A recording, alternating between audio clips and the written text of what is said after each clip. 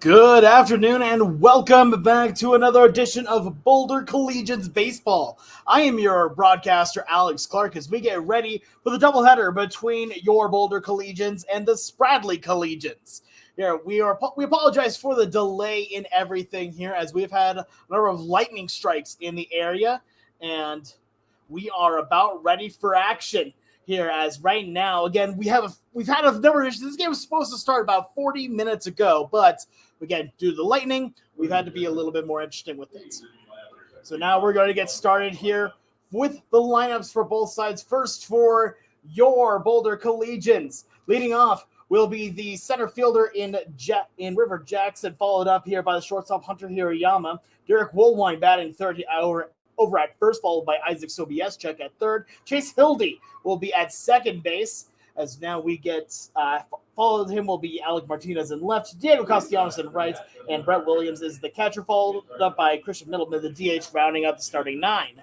We'll be back in a moment here as we're doing the national anthem.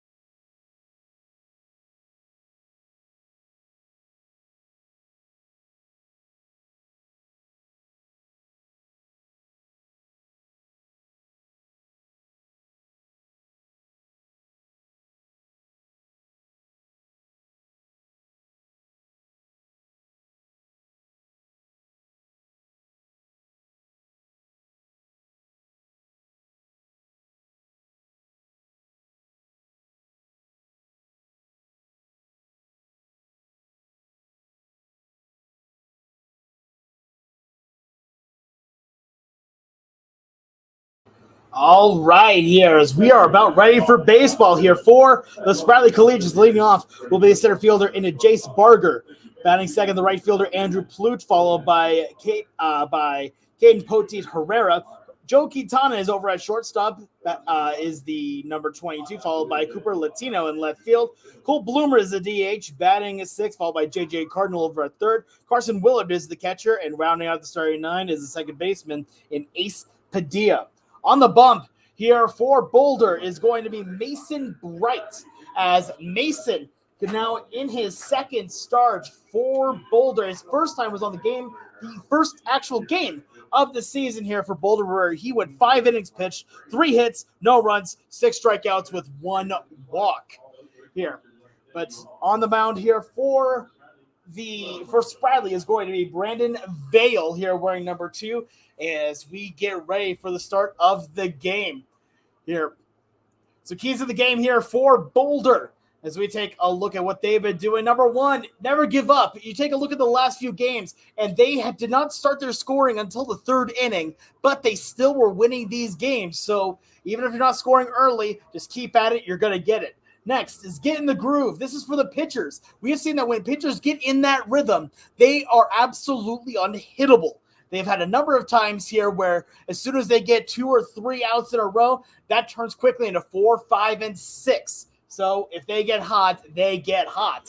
And the third groove, take your pitch. The hitters have gotten a lot of walks and hit by pitches, so they've been waiting for their pitch, getting it right. But we've also seen a number of first pitch strikes that they have been able to take for singles right back up the middle. Those are the keys to the game, as we are now ready to get things started here. 45 minutes late, but you know what? Better late than never. As leading off here for Boulder will be River Jackson.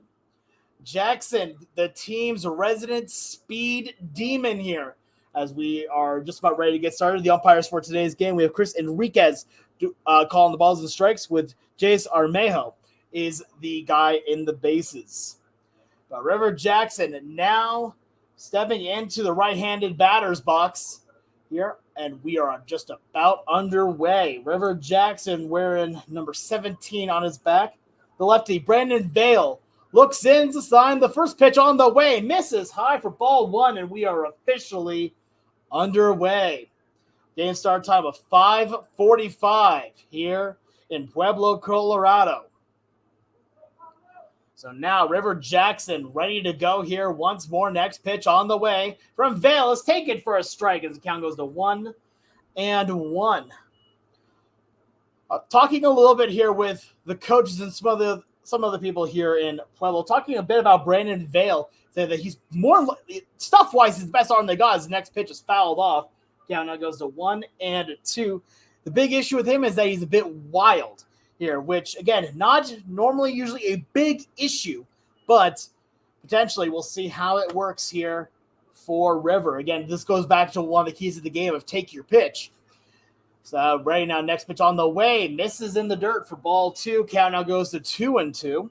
Defensively here for Spradley from left to right in the outfield. We've got Latino, Barger, and Pluch around the infield. You've got Cardinal, Quintana, Padilla, and Poti Herrera with Willard doing the catching and Vale on the mound. Now the 2-2 on the way. Ground ball up the middle. The second baseman, that's Padilla. He's there. Throws the first just in time to get the out, and that is a 4-3 putout to get the speedy River Jackson. So there's one out here in the top half of the first inning. And that's going to bring up Hunter Hirayama.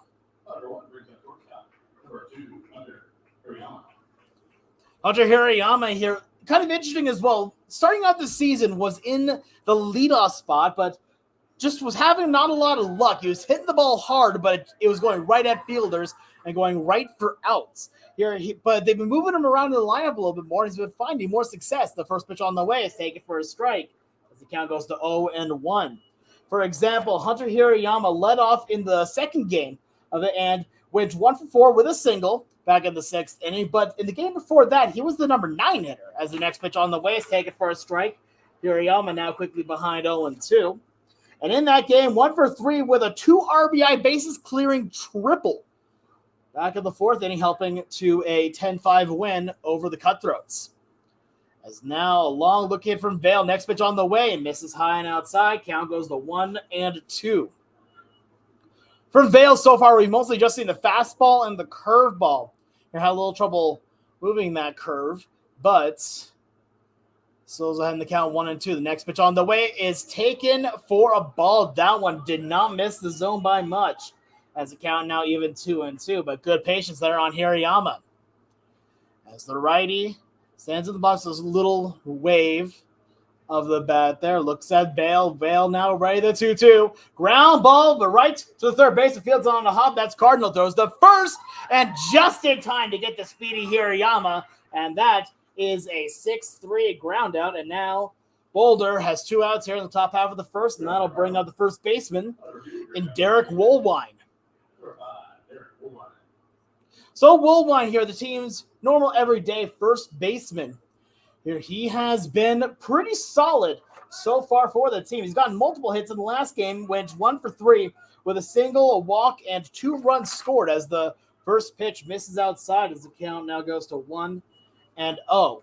The big thing with him we've seen is that he hasn't needed to have the huge power numbers. A lot of times teams like to have big power hitting first base. He's great defensively as the next pitch is taken for a ball. Count goes at 2-0. And he's really good about getting extra bases here. What I mean by that, he's really good about trying to put balls into the gap and turning them into singles, getting doubles out of it, and driving runners in. 2-0 on the way. It's swung on, ground ball right to Padilla. He has it, throws to first in time, and that is a 1-2-3 inning for Spradley. So no runs on no hits, no errors, and nobody left on. We're heading to the bottom of the first. It's Boulder nothing and Spradley coming up. You are watching Boulder Collegians baseball on Boulder YouTube.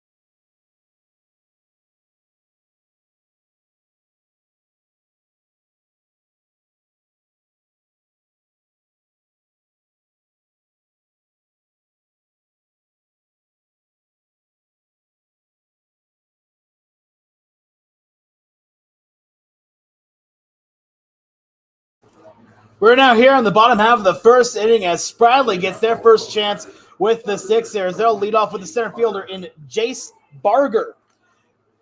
As right now looks like we're having a bit of an issue, but doesn't take too long to get that figured out. So for Spradley, leading off will be the center fielder Jace Barger, followed by the right fielder in Andrew Plute.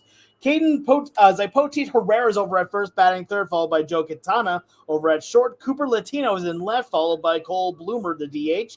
JJ Cardinal bats seventh over at third as the first pitch on the way from Mason Bright is taken for a strike. Count goes to 0-1. Carson Willard is the catcher, batting eighth, followed by Ace Padilla, batting ninth as the second baseman. And Mason Bright on the bump. Next pitch swung on and missed as Jace Barger now quickly behind 0-2. Mason Bright, we saw him back in the first game of the season, led the Collegians to a 4-0 win as the next pitch on the way misses inside. Count goes to 1-2.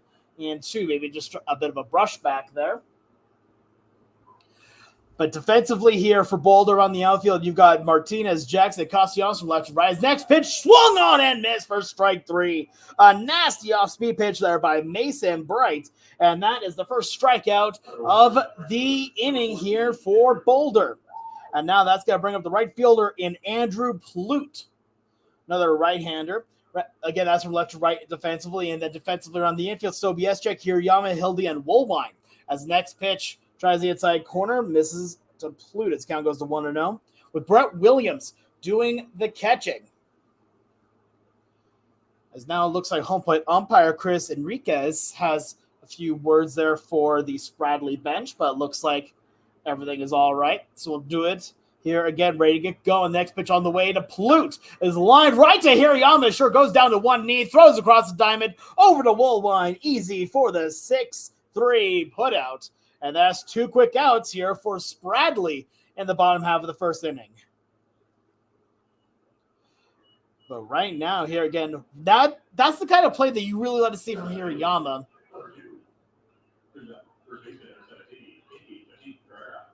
So, yeah, again, a great play to see there from Hirayama as the next pitch on the way to Kaiten Poti Hirayama is taken for a ball. Count goes to 1-0. A hard hit ball over to him. He knows to put his body in front of it, makes a good catch on one knee, and a strong throw to first in time for the out.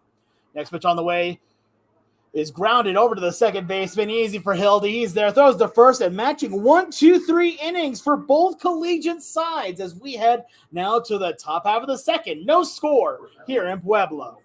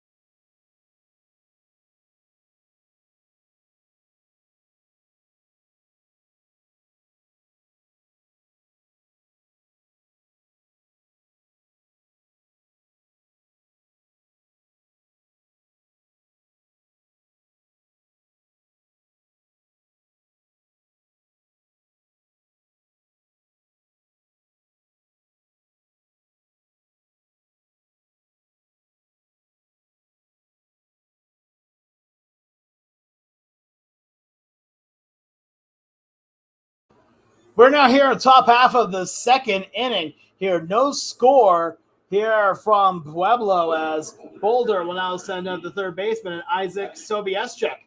Hello, everyone. I'm Alex Clark bringing you today's baseball action between the Boulder Collegians and the Spradley Collegians, a battle of the Collegians here in Pueblo. So now Isaac Sobieschek, the team's third baseman today, is usually their third baseman, as the next pitch on the way from Vail is a high pop-up, foul territory, maybe playable as Potin Herrera looks over, but that one's going to find its way over towards the concourse, bring the count to 0-1.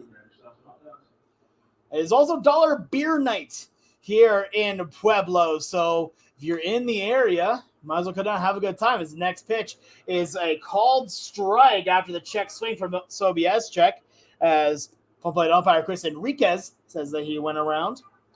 Boulder Collegians would also like to thank Alpine Bank for their continued support. As we're here in the top half of the second inning, the next pitch on the way is taken for a ball as the count goes to 1-2.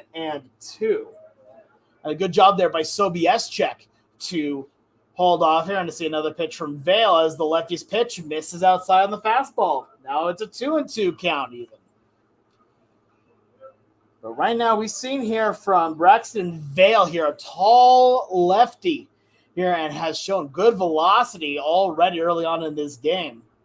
But Boulder's been able to get good wood on his next pitch. Swung on and missed for strike 3. The first strikeout of the day for Braxton Vale. And so far he has now sat down the first 4 batters that he's seen.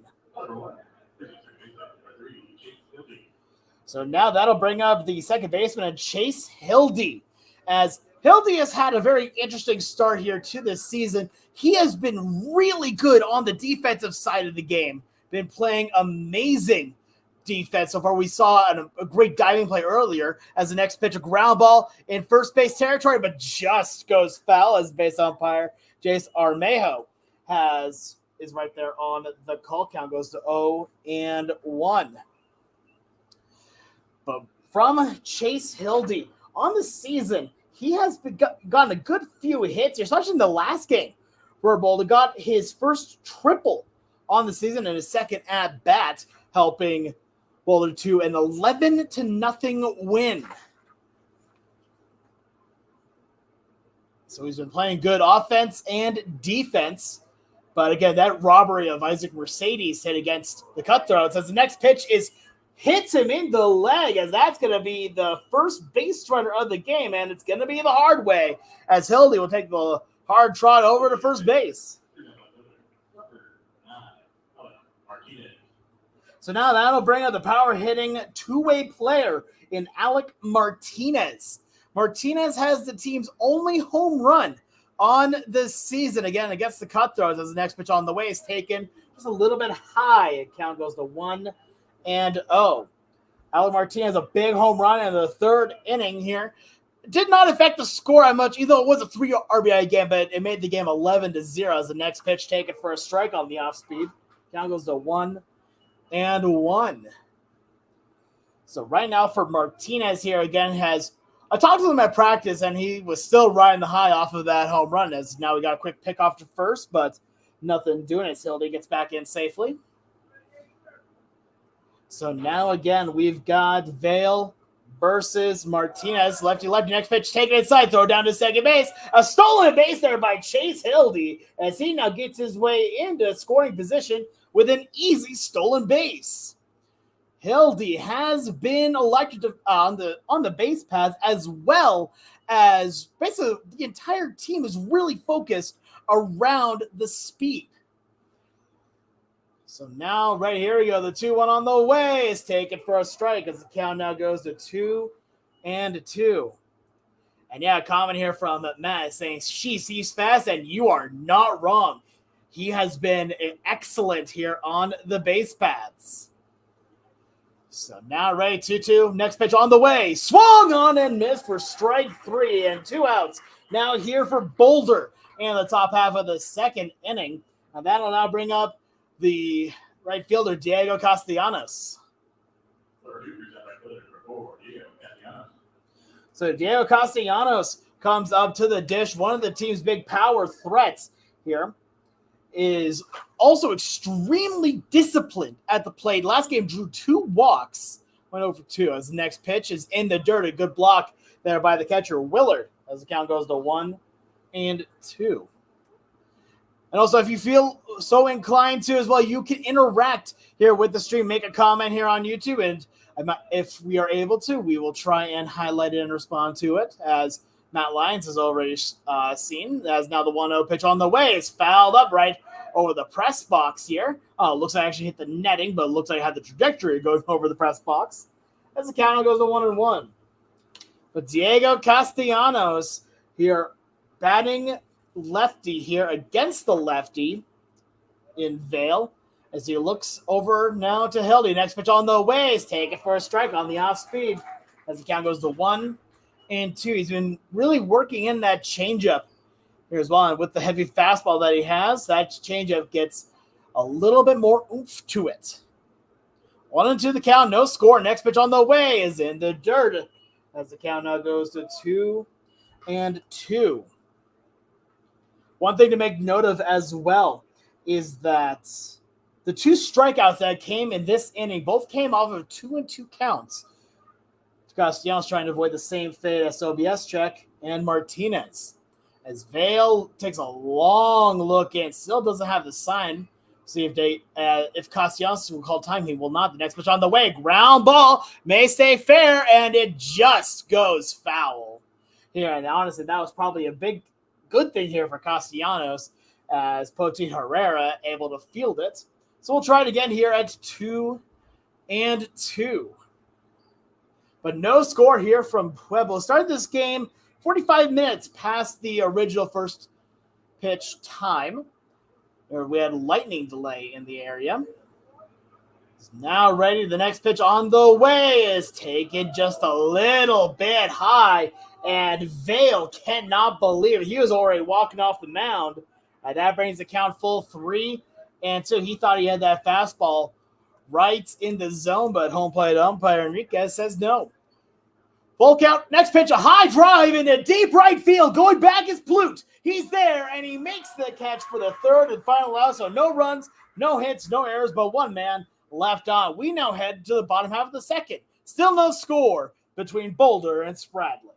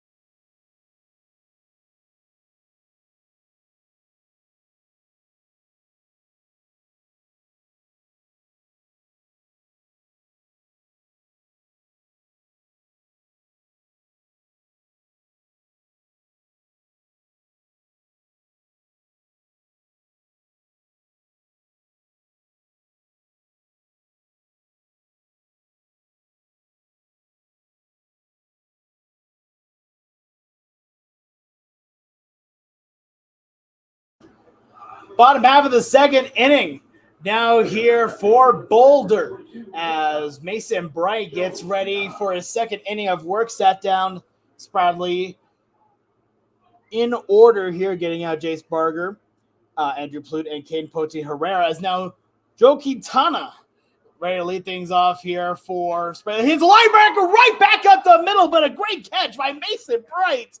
And that one was all instinct, one pitch, and one out. An amazing play there by Mason Bright on the mound. So now Cooper Latino comes up, and Mason Bright, his heart rate might have just jumped up about 20 points or so after that, but he makes an awesome catch as the next pitch on the way misses outside as the count now goes to 1-0 on Cooper Latino. But still no score, no hits yet here from Pueblo as the 1-0 pitch on the way swung on and missed. Count goes to 1-1. So far, Mason Bright through 1 1/3 innings only has 11 pitches, been extremely economical. Now ready, the 1-1 pitch on the way is taken for a ball. Count goes to 2-1. What they want to bring up is the field that we're playing out here, and that is Hobbs Field in beautiful Pueblo, Colorado, as the 2-1 pitch on the way is taken for a strike. Evens up the count now at 2-2. This field has a ton of history to it, going back even to the 30s and the 40s, where players like Gehrig and Babe Ruth would play games. There's next pitch, swung on and missed for strike 3, and that is the second out of the inning. 2 quick outs and 5 in a row sat down here by Mason Bright, as that'll bring him now the designated hitter in Cole Bloomer. But Ruth and Gehrig would play here as part of a barnstorming tour way back when. As the next pitch on the way is in the dirt for ball 1. Count goes to 1-0. Games between Gehrig and Babe Ruth just for a lot of fun during those, but a lot of history, as well as this field also being a former field for a minor league team for the Dodgers. The 1-0 pitch on the way. Linebacker right back in the middle. That's going to go for a base hit over the diving glove of Hildy, and that'll be fielded by River Jackson. The game's first hit belongs to Cole Bloomer, the designated hitter for Spradley, as he now stands on at first base with the game's first hit with 2 outs in the second.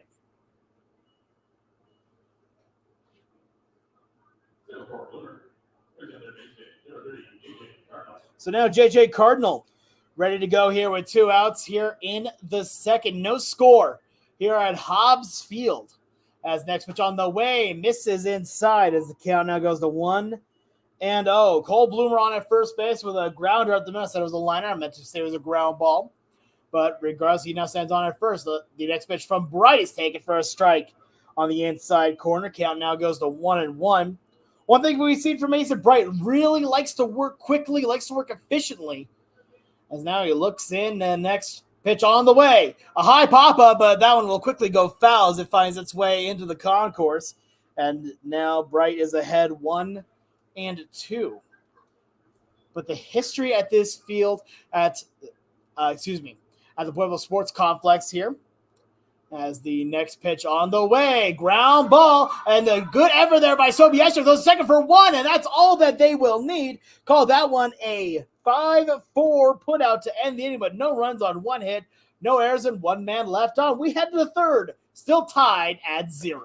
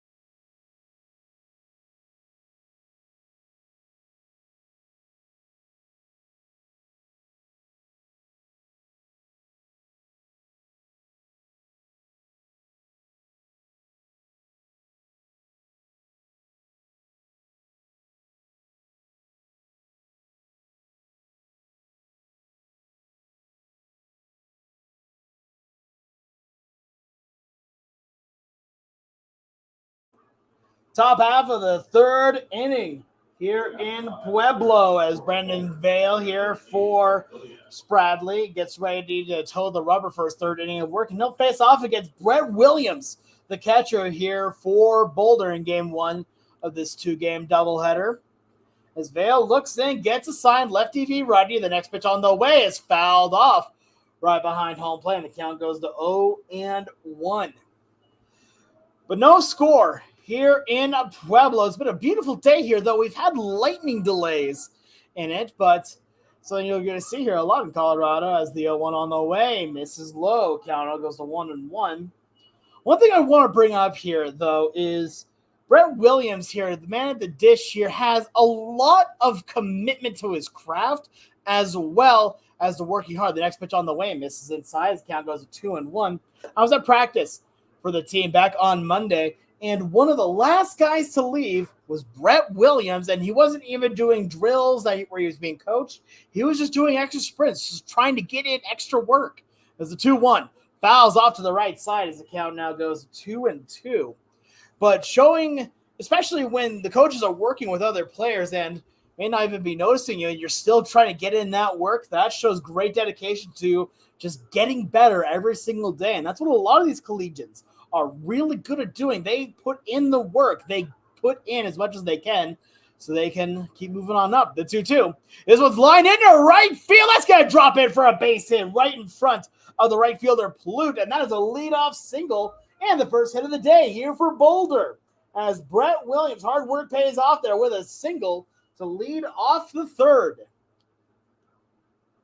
And now that'll bring the designated hitter and Christian Middleman to the plate. So Christian Middleman here comes up with a runner on at first base, and Brett Williams. I don't know if we've seen him try to steal a base yet, as the next pitch is lined deep down the left field line, and that one will hook foul. Just about 5 feet left of the line, brings the count to 0-1. And a great thank you here to the PA for giving our little broadcast a little shout out. We appreciate that over here. But right now, 0-1 count here on Middleman as a look over to first base from Vale. And now the pitch is inside. That's going to get by the catcher. So now Williams will make his way over to second base on the wild pitch. So now the count now goes to 2-1. And Brett Williams finds himself now on at second base. Excuse me, the count is 1-1 now on Christian Middleman. But regardless, now the second time that the Boulder Collegians have had a runner on in second base. Now look over from Vale. The 1-1 pitch on the way is in the dirt. A good block there by Willard as the count now goes to 2-1. One thing interesting to note as well is the pitch count for both pitchers here. Right now, Braxton Vale here is already at 40 pitches through 2 innings plus, whereas Mason Bright through 2 innings is only at 20. The next pitch on the way, take it for a strike as the count now goes to 2-2.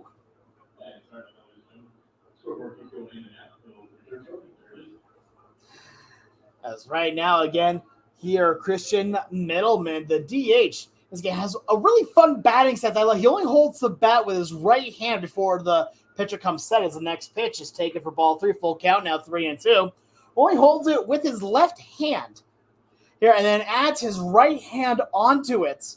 When he is, he held it with his right hand and adds his left hand onto it when the pitcher comes set. Maybe it's a timing thing. I'm not quite sure. I'll talk to him about it just a little bit later. As the full count pitch on the way is taken for ball 4. So a walk. So Christian Middleman now puts 2 runners on base here for Boulder. And now bring up the top of the order here in River Jackson. So River Jackson comes up with runners on at first and second. Nobody out here in the top half of the third inning. No score here in Pueblo. But right now Boulder is threatening to break this scoreless tie.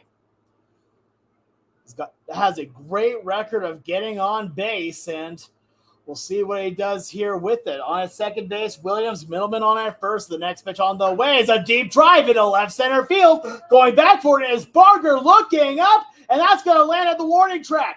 Rounding third, heading for home is Williams. Middleman will stay at third base. That is an RBI triple for River Jackson. RBI double for River Jackson, and Boulder now leads at a score of 1-0 as he found his pitch and drove it immediately as that one landed right at the base of the wall. And now Boulder leads it 1-0.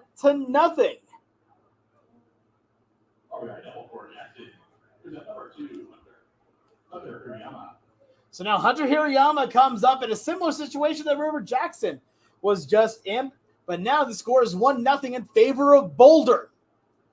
As now looking at Braxton Vale, still no outs here in the inning. The next pitch on the way is taken for ball one. Count goes to 1-0.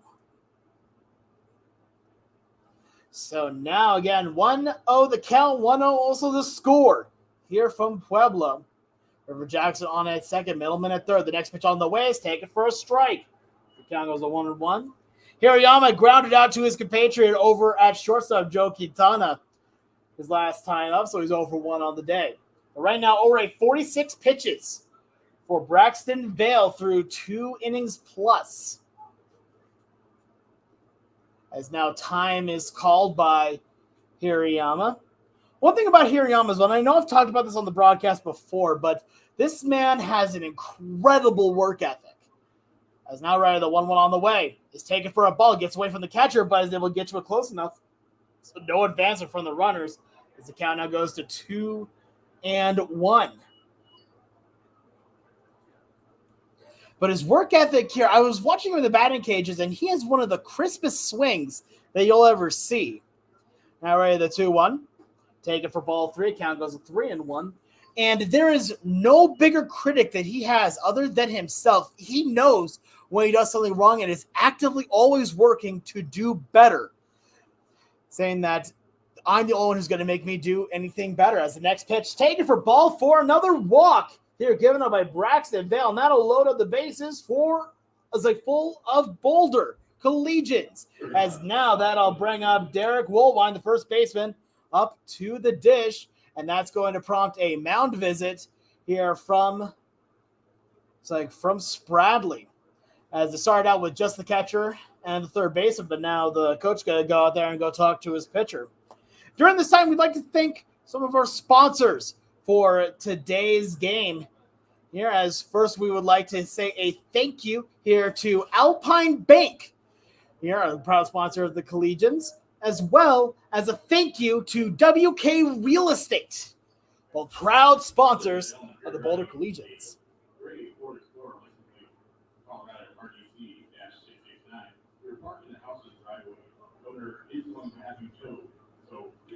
So right now here, bases loaded, nobody out here for Derek Woolwine. As we get ready here, the next pitch on the way is taken for ball 1 as the count now goes to 1-0. Boulder still threatening with nobody out here on the top half of the third inning. Over at third base, it's Christian Middleman, second base, River Jackson, Hunter Hirayama on at first. So now ready to go. The 1-0 pitch on the way from Vale is taken for a strike. It's the low part of the zone. 1-1 now the count. Woolwine grounded out over to the second baseman Padilla to end out the first inning, his last time up. So he's 0 for 1 on the day. 51 pitches so far for Vale. The next pitch, ground ball up the middle. This might be 2. Fielded by Quintana. Goes to Padilla. Over to first. Takes the guy off the bag. And that is going to be a fielder's choice, as Hirayama is cut out at second base. Woolwine is on at first. And coming in to score on the play was Christian Middleman. So now Boulder leads it by a score of 2-0.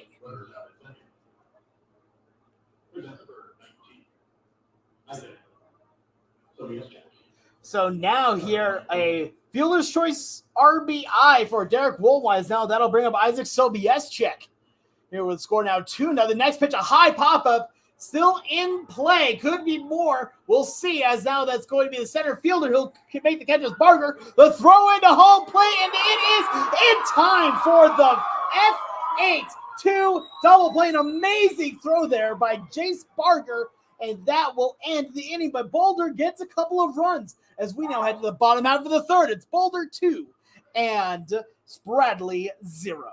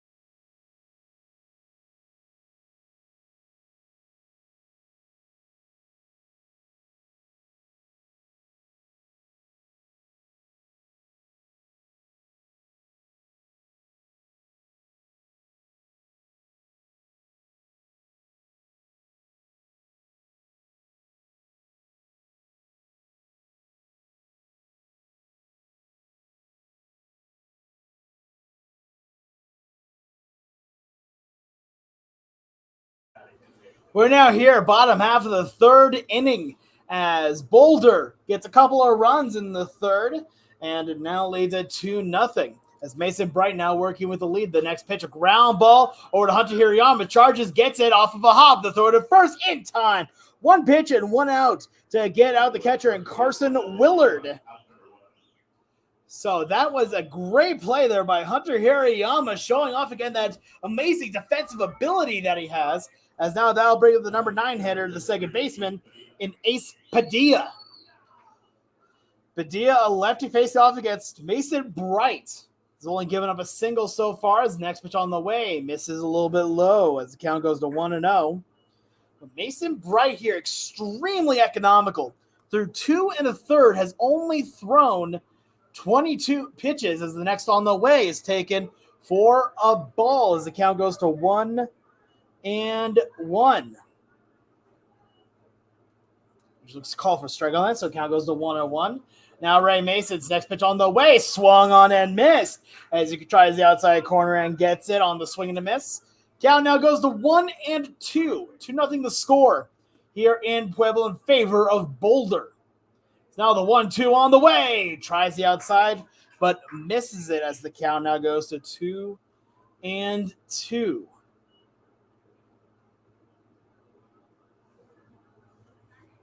So here we go once more. The 2-2 on the way, misses a little bit low as the count now runs full 3-2.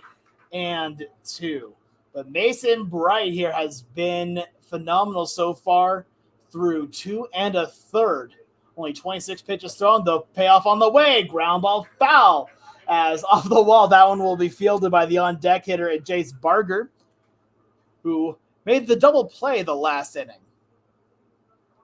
But still full count, 3-2. 1 out here in the bottom half of the third inning as Bright to the righties. Next pitch on the way. Tries the outside corner, but does not get the call. And Bright is not happy about it, as that will be a 1-out walk here to Ace Padilla here in the bottom half of the third. So now Jace Barger gets his second time of the dish. Struck out swinging. Was the first strikeout victim of Mason Bright, the first of 2. So now the 1-out, runner on at first base. Bright's next pitch on the way. Swung on and missed on the fastball as the count goes to 0-1. But Jace Barger, again, was the big orchestrator of the double play that ended the third inning. It was a high pop-up into center. His next pitch on the way, swung on and missed again as the count now goes to 0-2. Behind 0-2, but on a strong throw in to cut off River Jackson, which is no easy feat with how fast he is. So now Ray, the 0-2 on the way. Ground ball, but just goes foul as the third base coach there, not able to get it. He boots it right over to the third baseman in Isaac's OBS check. So looks like third base coach might be hearing that one from the home dugout. But now count 0-2 here, still runner on first base is Ace Padilla. Next pitch on the way, fouls it off again right behind home plate, and we'll do it again here, 0-2. 2-0 the score here in favor of Boulder. The game was scoreless going into the third, but Boulder with a good few big hits in the inning, as well as some timely walks as well. The 0-2. High pop-up into shallow center field. Going for it is Jackson and Hirayama. They're not talking, but finally Hirayama gives way there to River Jackson, who makes the play for the second out of the inning. And again, just good that nobody got hurt on that or nobody collided on the play.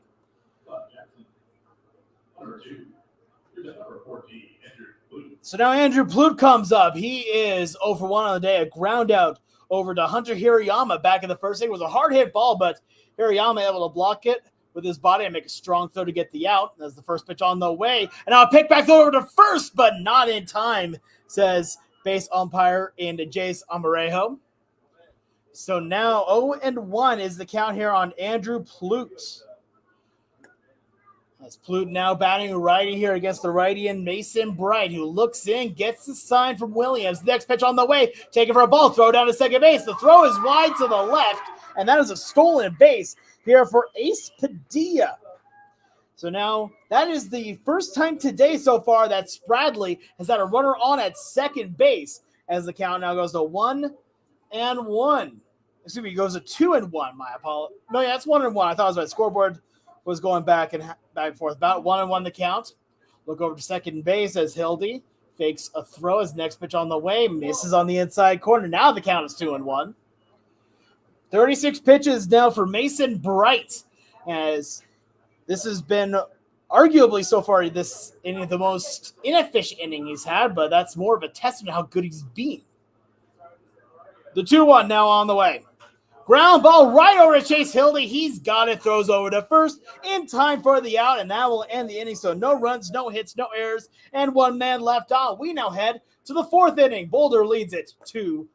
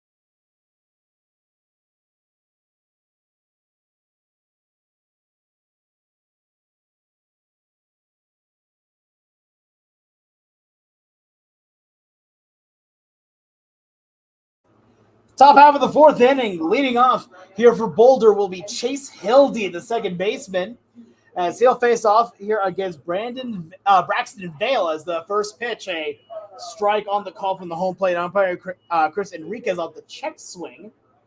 So the count goes to 0-1. Hildy was the first runner on base in this game, but got on via the hit by pitch. As next on the way is taken for a strike on the off speed. Count now quickly 0-2. Was hit by pitch earlier, and it turned into the first base runner of the game. They couldn't capitalize on it, as the next two were taken out subsequently. As the next pitch misses for ball 1-2 the count. Martinez struck out swinging, and then Diego Castellanos flew out to his compatriot over in right field, Andrew Plute. But 1-2 the count.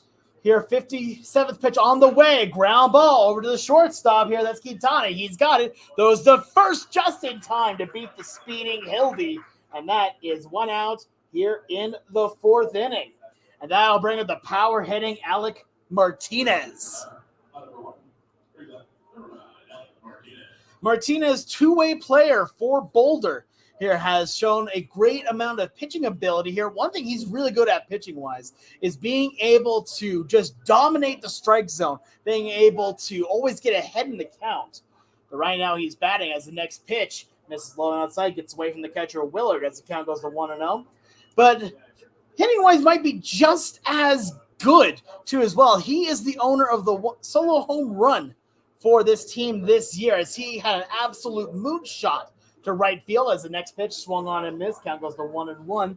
We estimated that ball went about 360 feet. That one would clear in a lot of major league stadiums. So now he faced off a 1-1 count. Next pitch on the way. High drive to right, but that one's going to hook foul into the bullpen there for Boulder. And that brings the count now to 1-2. But lefty v. lefty, not the easiest thing to do here for any hitter. But Martinez has shown good ability. Let's see if he can make something of it. So he faces off here against Braxton Vale, though. 1-2 on the way. Is fouled off to the left side. That one will find its way again to the concourse. And we'll try it again. It's dollar beer night here at Hobbs Field, and with where that foul ball went, I think that one went over by the concession stand, so hopefully some fans are okay. I can see a number of kids running off to get the ball. His next pitch is taken for strike 3, and Alec Martinez does not like the call. That is the second time he has been struck out today. As now that'll bring up Diego Castellanos for a second trip to the dish. Here are 2 outs now in the top half of the 4th inning. 2-0 the score in favor of Boulder. Collegians versus Collegians. As the first pitch at an off speed, looks like that was a slider, but it hits the zone. The count goes to 0-1. But right now, Boulder's still holding on to a lead. The next on the way, another off speed misses high. Count goes to 1-1. One of the keys of the game I had earlier was talking about never giving up and taking your pitch. And what I said with that never give up bit about they usually don't score until the 3rd inning worked exactly just like we said. That's how the scoreboard looks. As now the 1-1 misses on the inside corner as the count now goes to 2-1 as Braxton Vale had to take a long look at that one, being like, where did I miss that one? But it's lefty-lefty again with Diego Castellanos against Vale. The 2-1 is taken for a strike on the outside corner as now that brings the count even at 2-2 with 2 outs here in the 4th. And get this, Boulder leading by 2. The next on the way misses for ball 3, full count, 3-2. Braxton Vale here is starting to get his pitch count under control. Is at 67. Mason Bright still doing an amazing job. Only at 37 pitches, he could go long in this game. As the payoff on the way. High drive in a deep left center field. We'll see here what's going to happen as it's Latino. He is there and he makes the catch for the 3rd and final out as Boulder goes down 1-2-3 here in the 4th. It is 2-0.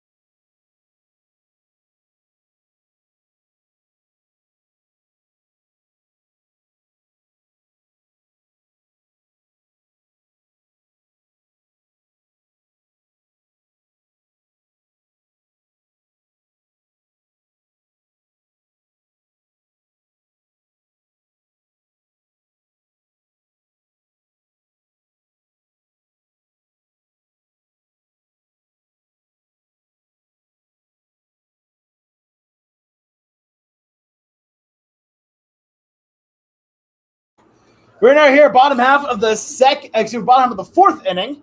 My apologies, 2nd inning has already come and gone. As Caden Poti Herrera leads off here, the first pitch on the way is taken for a ball high and outside. Count goes to 1-0. Bottom half of this inning sponsored here by WK Real Estate, a faithful supporter of the Boulder Collegians. The next pitch misses for ball 2, 2-0. Now the count, 2-0 the score here in the bottom half of the 4th inning. Now Mason Bright in his 4th inning of work. Next pitch, ground ball right back up the middle, but Hunter Hirayama fields it behind the second base bag. Throws to first in time, an easy 6-3 putout. As Hirayama has been busy over at short today, but has made every play look easy. So now that's going to bring up Joe Quintana to the plate.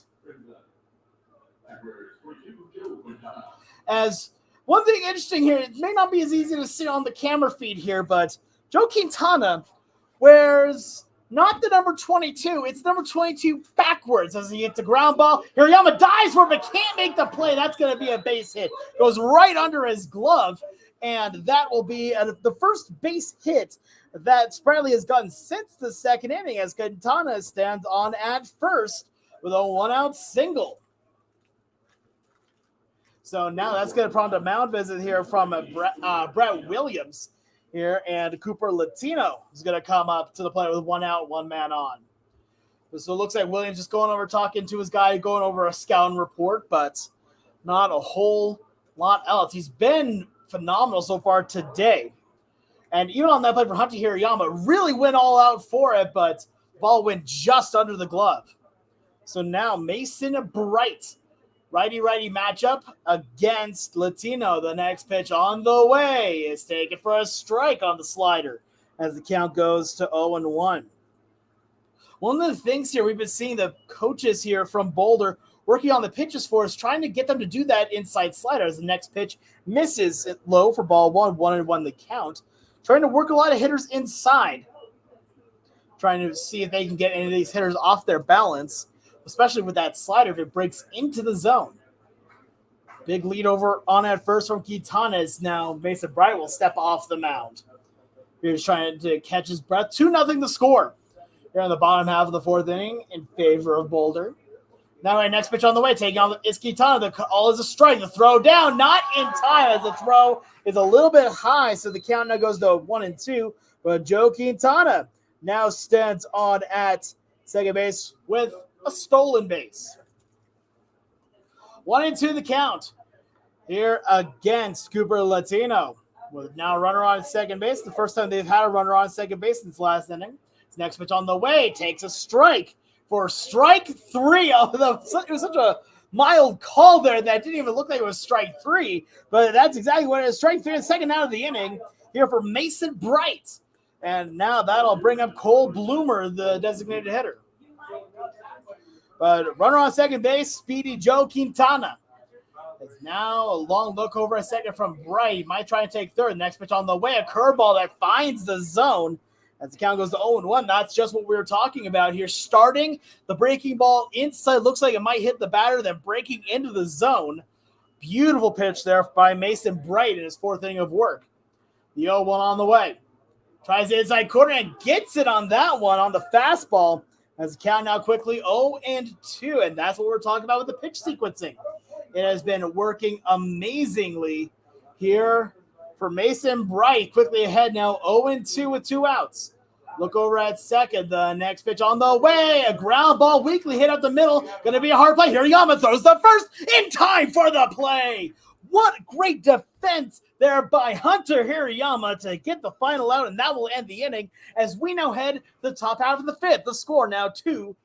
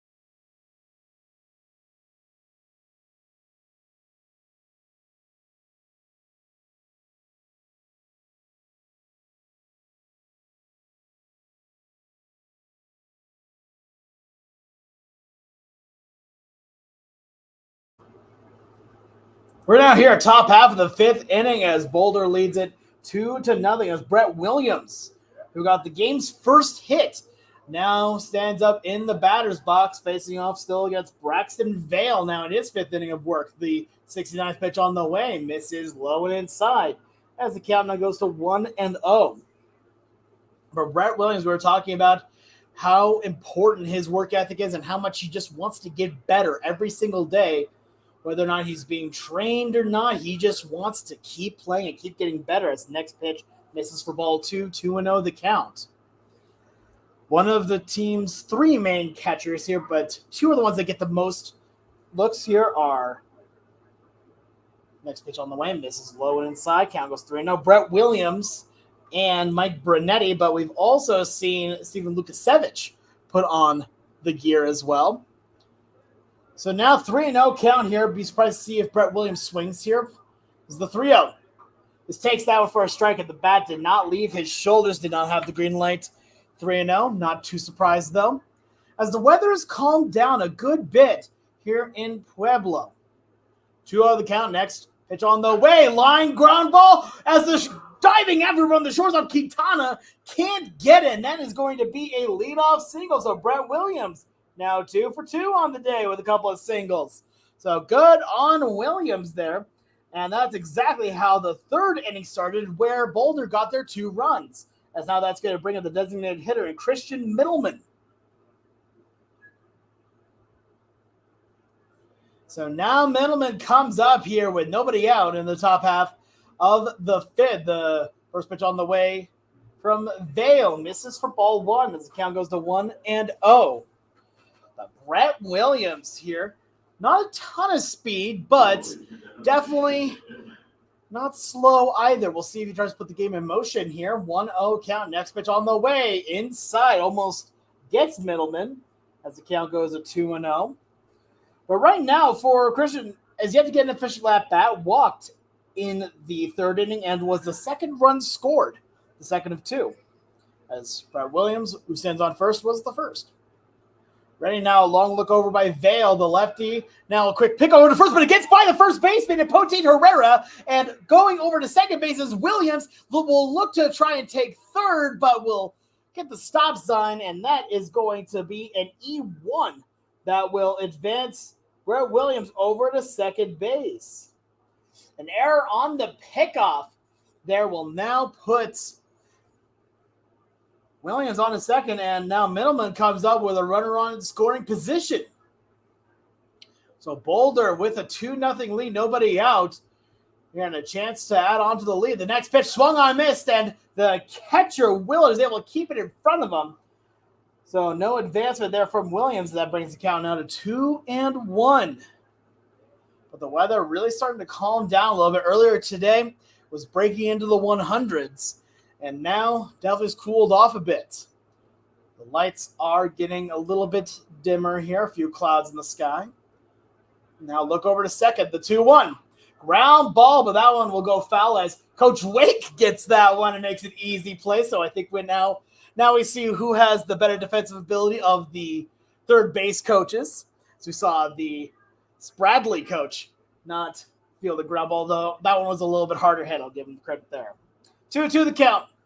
Now as Middleman gets his other hand on the bat, the next pitch is taken for ball 3, and it's in the dirt, but Willard takes a second to doesn't even pick it up immediately, just kind of watches the runner Williams on at second base before finally picking it up as the count now runs full 3-2 and no outs.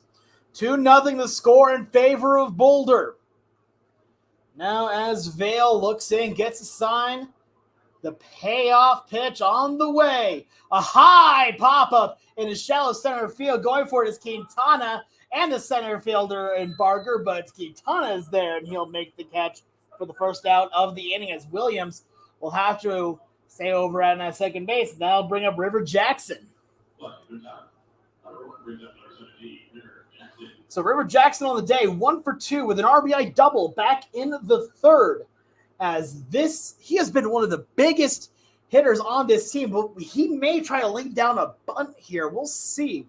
With a runner on at second base and 1 out, his speed has been something that he's been really proud of, but he's also got a lot of good extra base hits.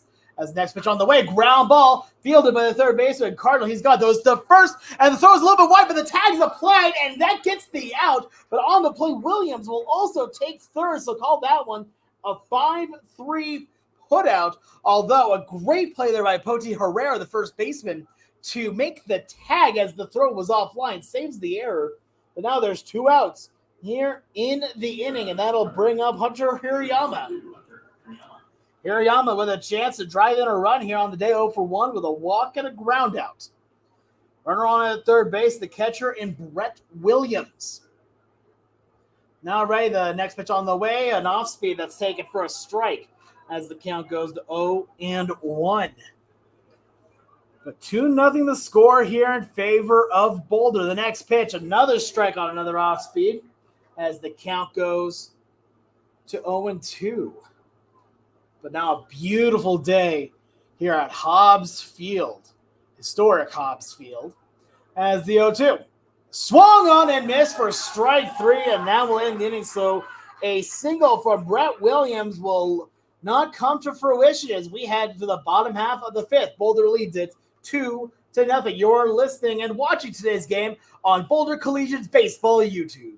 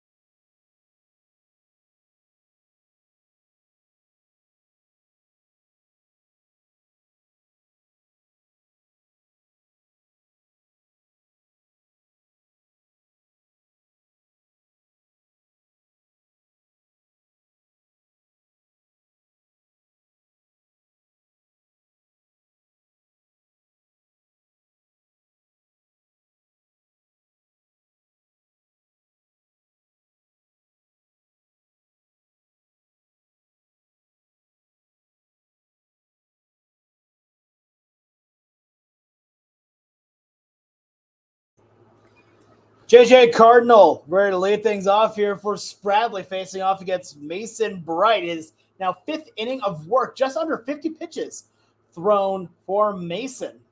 As the first pitch on the way from Bright is taken low for ball 1. Count goes to 1-0. Mason Bright has only faced the minimum or one above the minimum in every inning so far, as the 1-0 pitch on the way. A ground ball may stay fair, but that'll hook foul. So now that'll bring the count to 1-1. Cardinal grounded out over to the third base as Sobieschek threw it over to Hildy to end off the 2nd inning. If there were less than 2 outs, probably Wolves would have been a double play, as the 1-1 on the way swung on and missed. Count now goes to 1-2. Only 3 strikeouts so far for Mason Bright. Go back to his first game where he had 6 strikeouts.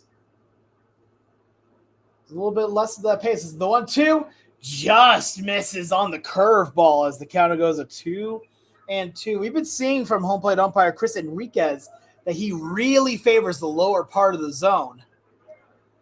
As now Ray, the 2-2, fouls it off to the right side, and we'll try it again.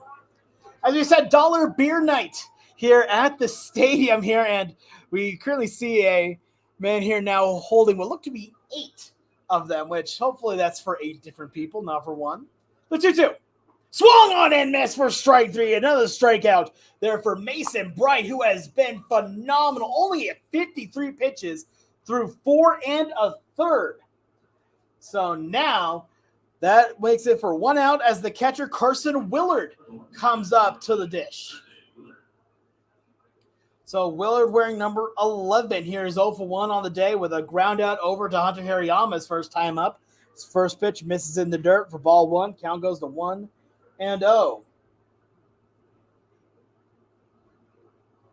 So now here we go. Once again, Bright's next pitch gets the strike zone on the bottom half as the count now goes 1-1.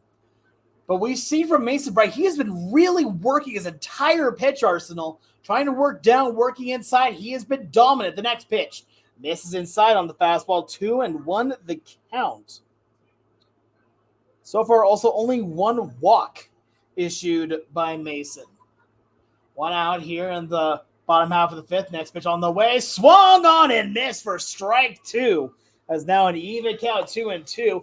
And that's the other reason that we've been seeing such great stuff here from Mason. He's been getting great swing and miss stuff. He has been making people swing and miss on that fastball, whether it be late or trying to change speeds. The 2-2 just misses on the fastball as the count now runs full, 3-2. Man on deck is the second baseman, Ace Padilla. The payoff on the way. Ground ball, but fouls. He fouls it off of himself, so we'll try it again here at 3-2. But right now, Mason Bright getting some good work in as we're starting to see if there's anybody warming up for either side as time called now. And it looks like we may have an issue. The ball found its way onto the field. Over on the left side here, we're seeing some other teams. Looks like they're getting warm playing here. And a ball has found its way onto the field.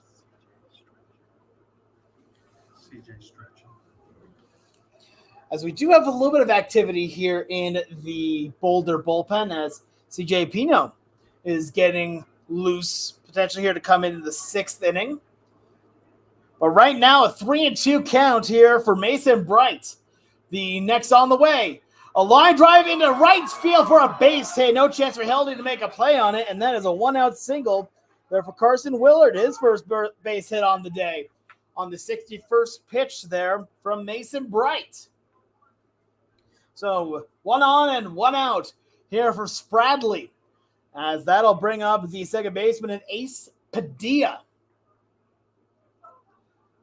And it looks like we have a courtesy runner here for the catcher and Carson Willard. That is number 1, Wren. So Wren is running here for Carson Willard. As now that'll bring up Ace Padilla with a runner on at first. Lefty v righty, quick pickoff over to first, but not much to that one. Just enough to kind of make the runner get back to first. That's Wren. A lot of times here with courtesy runners, you're expecting them to try and take another base. The next pitch is taken for a ball. Count goes to 1-0. Courtesy runners can only be applied to pitchers and catchers. And with the DH in play, probably won't see that for a pitcher anytime soon. Another pickup over to first as Wren gets back in, head first slide. So Mason Bright, this is the first time we've even seen him do a pickoff in this game. 1-0 the count. Here, the next pitch on the way is taken for a strike on a fastball heading the top part of the zone. Down now 1-1.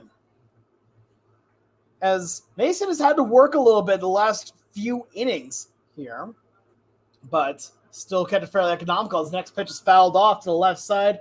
Again, over towards the concession stand.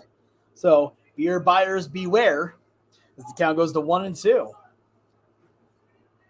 1 out, 2-0, still the score. We haven't had a score change since the third inning, where Boulder put 2 on the board. As now another pickoff over to first, as Mason Bright really wanting to make sure that the courtesy runner Wren is not able to do anything.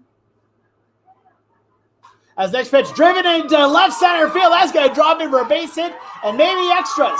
Going for the third now is Wren, as fielded by the third baseman Martinez, throws it in. Now quick throw back over to third, not in time to get Wren, as Wren will stand on at third after the double by Ace Padilla into left center field. The first extra base hit of the game for Spradley. And now that'll bring in Jace Barger to the plate, who's 0 for 2 with a strikeout and a flyout, but there's only 1 out here in the bottom half of the 5th inning.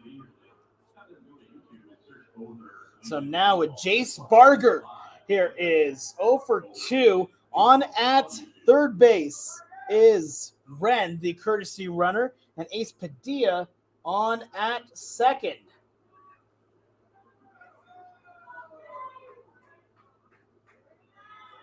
So here we go now, Mason Bright. Ready now, the first pitch on the way is taken for a strike. Hits the inside corner, count goes to 0-1. and an important first strike there to Jace Barger. There as that one showing that even after getting on the base hit, he's still not afraid to attack these hitters. The 0-1, a curveball that misses high as the count goes to 1-1. Sun's starting to set here a little bit more here in Pueblo as we bring you today's game from Historic Hobbs Field, the 1-1. Another off-speed that just misses the top part of the zone as the count goes to 2-1. Ton of history here going back to the barnstorming days where Lou Gehrig and Babe Ruth played on this field. As next pitch swung on and missed for strike two, and an ugly swing there from Jace Barger as he just kind of went a little bit tornado on that one. Great pitch there from Mason Bright, and that brings the count now even at 2-2. Runners on at second and third. The 2-2 pitch on the way. Swung on and foul. Just gets a piece of it. There says home plate umpire Chris Enriquez. And the catcher Williams looks like he may have gotten hit a little bit on that one, so he's just going to walk around a little bit just to give himself a little time here as, he may be hurting a little bit more as now he's going to be meeting with Coach Tony. I would not be surprised if Mike Brunetti is going to be getting the gear on just to be safe, but it looks like here overall that Williams will stay in the game. 2-0 the score here in favor of Boulder. Again, Boulder Collegians versus the Spradley Collegians. So a battle of the Collegians. That's why I keep saying the name of the place a little bit more. Just make sure I'm differentiating between the two of them. So now looks like we're ready for play once again here. Jace Barger with a 2-2 count as Mason Bright looks in. Runners on at second and third. The 2-2 on the way. Misses just inside on the fastballs. Now that brings the count full. Now 3-2. Mason Bright did not see a full count until the third inning here where he had a full count to Ace Padilla. Payoff on the way. Swung on and missed for strike three and a big out number two there for Mason Bright. And now there are two down for Andrew Plute, the right fielder. So Plute is 0 for 2 on the day. The reason why that's such a big out is now it gets rid of the sacrifice fly potential or the sacrifice potential in any way. As now Ray Bright's first pitch on the way just misses for a ball as the count goes to 1-0. His pitch count now at 73. More than likely going to be the last inning here for both of these pitchers as the 1-0 on the way. Misses a little bit low. Count goes to 2-0. Plute on the day, couple of ground outs, and right now I can't even begin to say how much that Mason Bright would love to get just one more of those ground outs here would end off the inning without any runs scoring. Runners gone on via a single from Carson Willard and a double from Ace Padilla. The 2-0. Ground ball to Hirayama. This could do it. Fields it on the hop. Throws the first in time for the out, and that's just what the doctor ordered.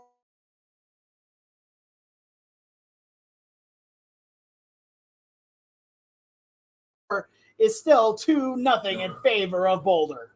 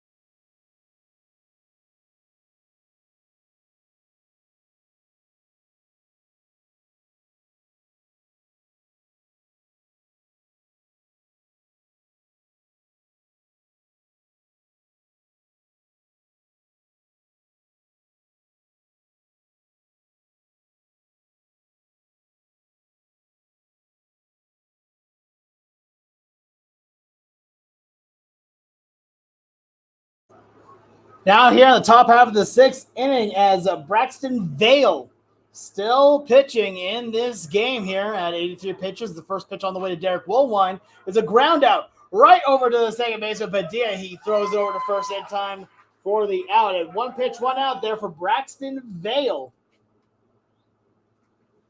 So now one pitch and one out. So now Isaac Sobieschek comes up. He's 0 for 2 on the day with a strikeout, a fly out that turned into an inning-ending double play back in the third.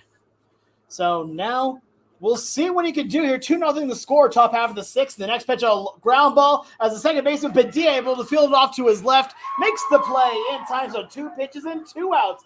And they're both the exact same way. A ground out to Ace Padilla at second. And that will bring in the second baseman and Chase Hildy.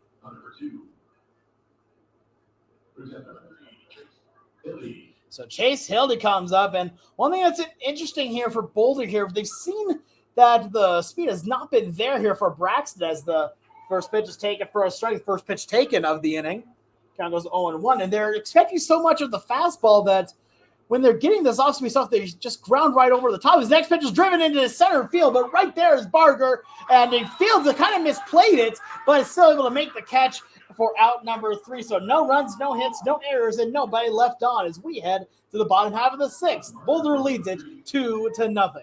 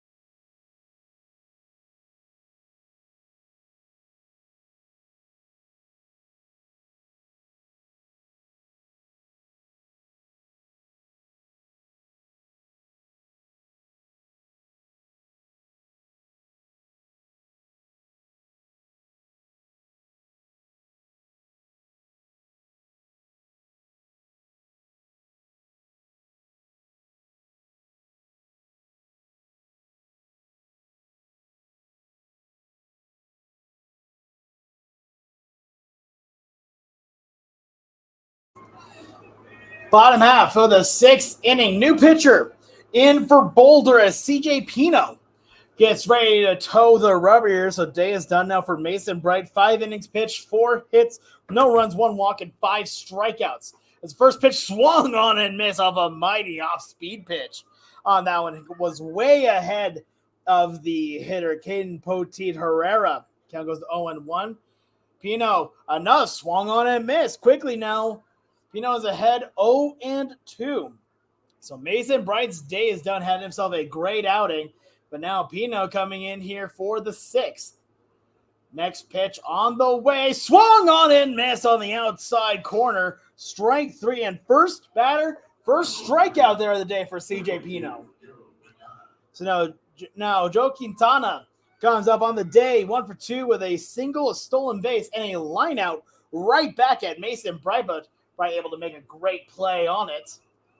So now Pino getting ready from the windup. The first pitch on the way. Misses outside on the breaking ball. as the count goes to 1-0. But CJ Pino, he's come in a number of times, has been very effective. His next pitch finds the outside corner as the count goes to 1-1. 2-0 the score here in favor of Boulder. The 1-1 on the way. Swung on and missed on a mighty curveball. As the count goes to 1-2. It was a mighty swing that was way ahead of the pitch. And right now, Pino 1 strike away from getting his second straight strikeout. The 1-2 on the way. A ground ball weakly hit to Hirayama. He's got it. Throws to first on the run in time for the out. And a 6-3 ground out here for the second out of the 6th inning as CJ Pino looking strong here through 2 batters. So now they'll bring up the left fielder and Cooper Latino, number 18, as Pino 1 out away from throwing a 1-2-3 inning here in the bottom half of the 6th inning. 2-0 the score in favor of Boulder. First pitch on the way, a ground ball to Hirayama. He's got it. Looks just like the last time. Throws the first in time for the out. 1-2-3 goes Spradley as we head to the final frame of action. Boulder leads it 2-0.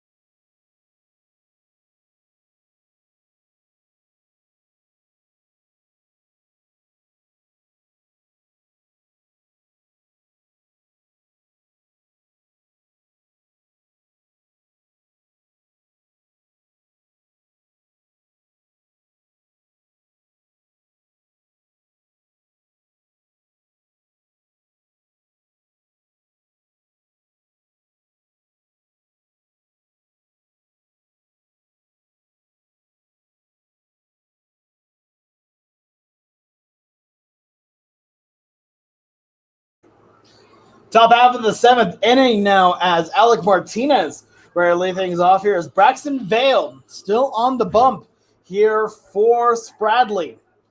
As lefty, first pitch on the way, and off speed finds the outside part of the zone. Count goes to 0-1.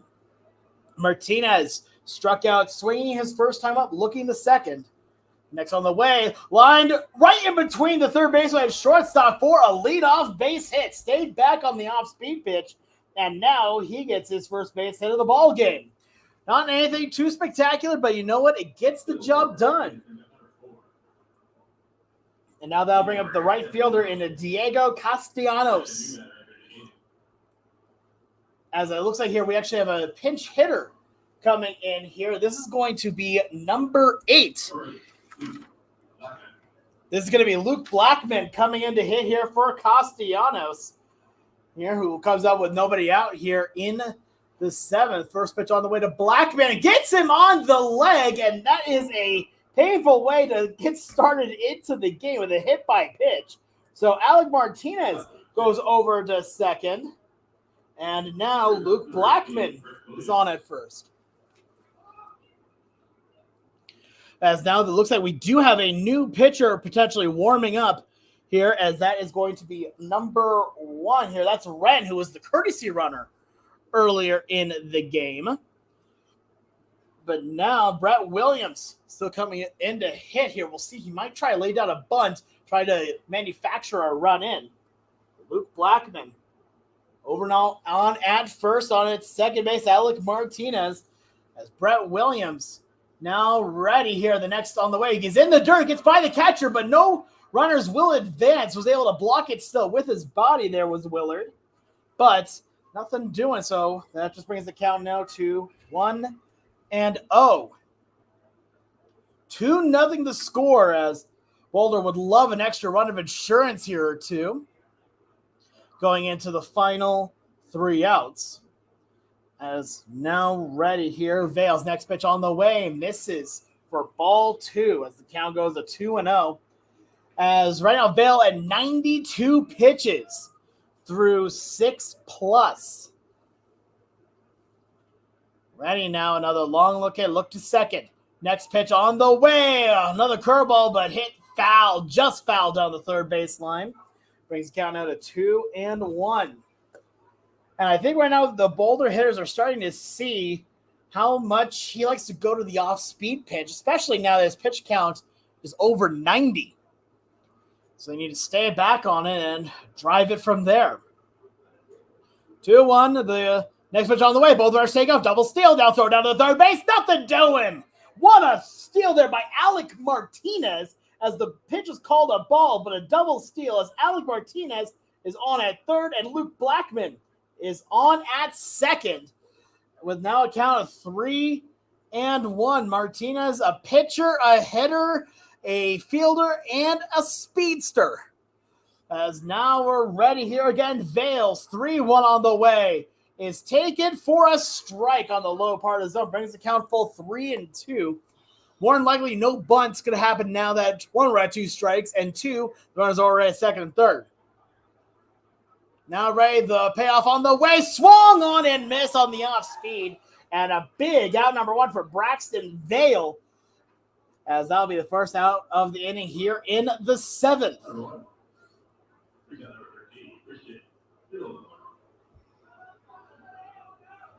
So now here, runner is on at second and third, and that will bring up here Christian Middleman. Got on via a walk earlier. As next pitch, a high drive into deep center field. Going back for it. Barger, he's there, makes the catch. Both runners will tag. The throw is going to third, and it's not in time. A sacrifice fly here for Christian Middleman gives Boulder a 3-0 lead.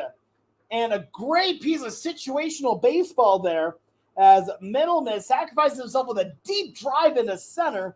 And now that brings up River Jackson with 2 outs here in the 7th. So Alec Martinez scores on the play, and Luke Blackman goes over to third. And now Braxton Vale here, still not out of the inning at 96 pitches. Faces off against River Jackson. First pitch, fouls it off to the left side as the count goes 0-1. We can see for River Jackson, he is very much a first ball hitter. If he finds something he likes early in the count, you bet he's going to swing at it, and more than likely, he's going to get it for a base hit. So now on at third base again is the pinch runner in Luke Blackman. 0-1 the count. Next pitch, misses outside, 1-1 now the count. 3-0 the score here in favor of Boulder. Next pitch on the way. Take it outside for ball 2, 2-1 the count. And just a shot in the dark here. If River Jackson gets on at first base, I don't think it'll take too long before he's on at second base. The speed that he has here, 2-1 pitch on the way. A ground ball in the infield, fielded by the first baseman, Poti Herrera. The play at first is in time to get out Jackson, and that will end the inning. But Boulder gets another off of the sacrifice fly from Christian Middleman. For Spradley, they will have Bloomer, Cardinal, and Willard coming up in the bottom half of the 7th. You are listening and watching Boulder Collegians baseball here on Boulder Collegians YouTube.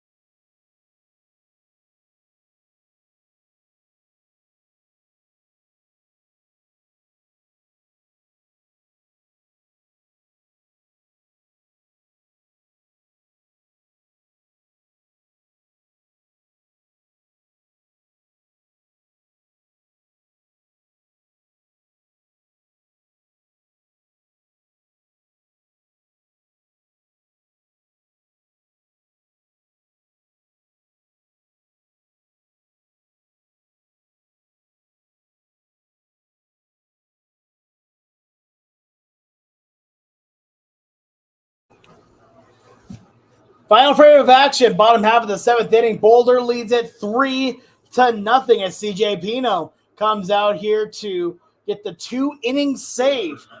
He'll face off here first against the designated hitter in Cole Bloomer.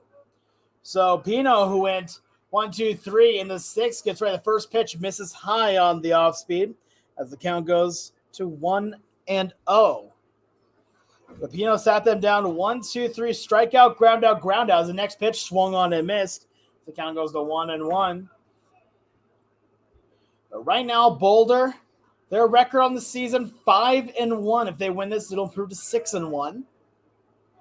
But still have to get through these next 3 outs as the 1-1 on the way. Ground ball over to Sobieschek. He's got it. Double clutch. Just throws the first, and it's just in time to get Cole Bloomer.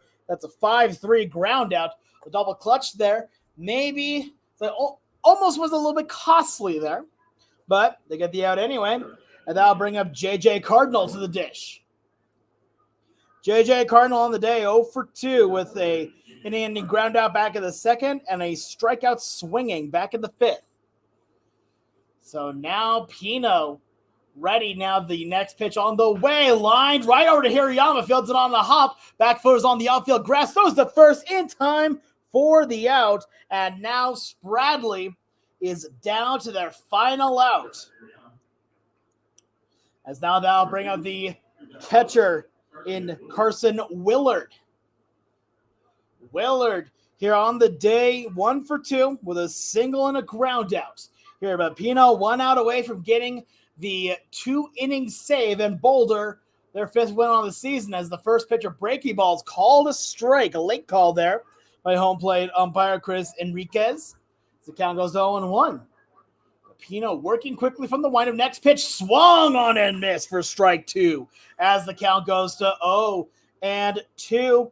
1 strike away from setting them down in order and recording the win. Pino's ready. The 0-2. Ground ball to Sobieschek. He's got a long throw across the diamond, and it's in time for the out, and that is your ball game as Boulder wins it, a final score of 3-0. CJ Pino records a save win there for Mason Bright, a loss there for Braxton Vale. But that is not all we have here today. We have a second game coming up in a little bit. We'll be back in a few minutes with the happy totals, and then we'll take another longer break before we get ready for game 2. But we'll be back in just a moment. Again, final score here from Hobbs Field. Boulder wins it by a score of 3-0.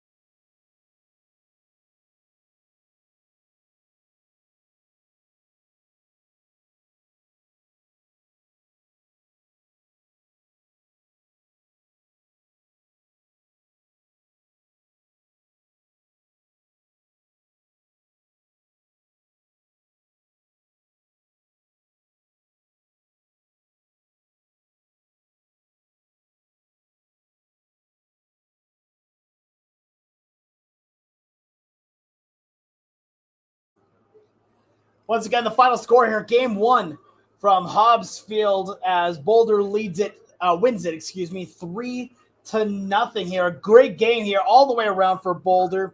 Here, they got most of their offense in the third inning with the Brent Williams single, followed by the walk to Middleman, the double from River Jackson, and then the fielder's choice RBI by Derek Woolwine. They got their last run as Alec Martinez got on with a leadoff single, stole his way over to third, and then Middleman was able to drive him in. Pitching-wise here, Mason Bright was absolutely phenomenal today. 5 innings pitched, giving up 4 hits, no runs, 1 walk, and 5 strikeouts. And CJ Pino here going 2 innings, getting the save here, no walks and 1 strikeout here. Hitting-wise again, your big offensive players for this were River Jackson with the RBI double back in the third, as well as I'm going to give a special shout out to Christian Middleman, who went 0 for 1, but has a walk, a run scored, and an RBI here, a big RBI that gave Boulder an extra run of insurance for that final inning.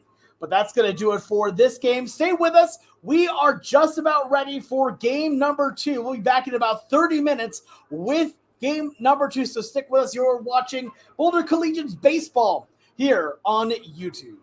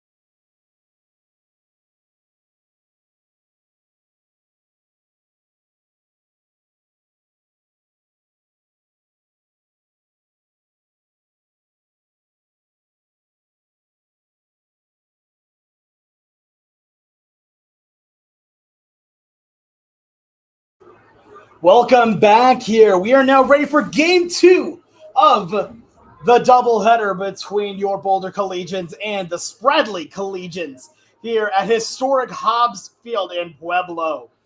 I am your broadcaster, Alex Clark, as we get ready for game 2 lineups for both sides. First, for your Boulder Collegians, we have River Jackson leading off over at second base, followed by Hunter Hirayama at short, Chase Hildy batting third in center field, followed by Derek Woolwine at first. Diego Castellanos is the left fielder, followed by Brett Williams is the DH in this game. Luke Blackman is over at third. Mike Bernetti is doing the catching, and Christian Middleman is the right fielder. Cole Bloomer, who is the DH in the last game, will be the pitcher in this game here for Spradley. Defensively for Spradley, from left to right, you got Lucaro, Berger, and Ariano. Around the infield from left to right, we've got Ren, Quintana, Latino, Poti, Herrera, with Martinez doing the catching, and Bloomer on the bump. As we get ready for some night baseball, the first pitch on the way is taken for a strike to River Jackson. And we are underway. Game start time was 7:57 MT. As right now, Cole Bloomer, the tall righty, looking in, gets a sign. Next pitch on the way. Misses for ball 1-1 the count. So right now, again, River Jackson leading things off. The second baseman in this game was the center fielder in the last one, as him and Chase Hildy has switched spots. The 1-1. Now Speed finds the top part of the zone as that brings the count to 1-2. A high curveball. You don't see those near as much, but still do to a degree. 1-2 the count against Jackson. Now looks in. Bloomer gets the side for Martinez. The 1-2. Swung on and fouled. Just got a piece of it as River Jackson, a little bit fooled there on the fastball, but able to play a good bit of defense there, as that keeps the count right where it's at 1-2. River Jackson had a big at-bat back in the first inning. In the first game, we had an RBI double in the third inning of the last game, part of that 2-run third inning that Boulder had. Now ready the 1-2. Just misses for ball 2 as the count now even up at 2-2. But right now, 5-1 on the season is Boulder. So far, the only one game that they've lost was the second game of the doubleheader against Fort Collins Foxes. The next pitch is grounded down the third base line, called fair, as the third baseman Red throws across the diamond to first in time to get the speedy River Jackson. And what a throw there by Colton Wren. Wren was a courtesy runner back in the first game, and right there just made an amazing sliding play to save the game, not save the game, but to save a base runner, and then on top had to do such a strong throw to get the speedy River Jackson. So that is an impressive out number 1. That'll now bring the shortstop at Hunter Hirayama. So now, right, first pitch on the way to Hunter is a called strike on the fastball, hitting the high outside part of the zone. Umpires switched for this game. Jace Arnejo, is the home plate umpire, and Chris Enriquez is on the bases. Next pitch, a curveball that just misses the zone as the count goes to 1-1. But a nice night here in Pueblo, Historic Hobbs Field, part of the sports complex here, as the next pitch is taken for a strike on the fastball. Count goes to 1-2.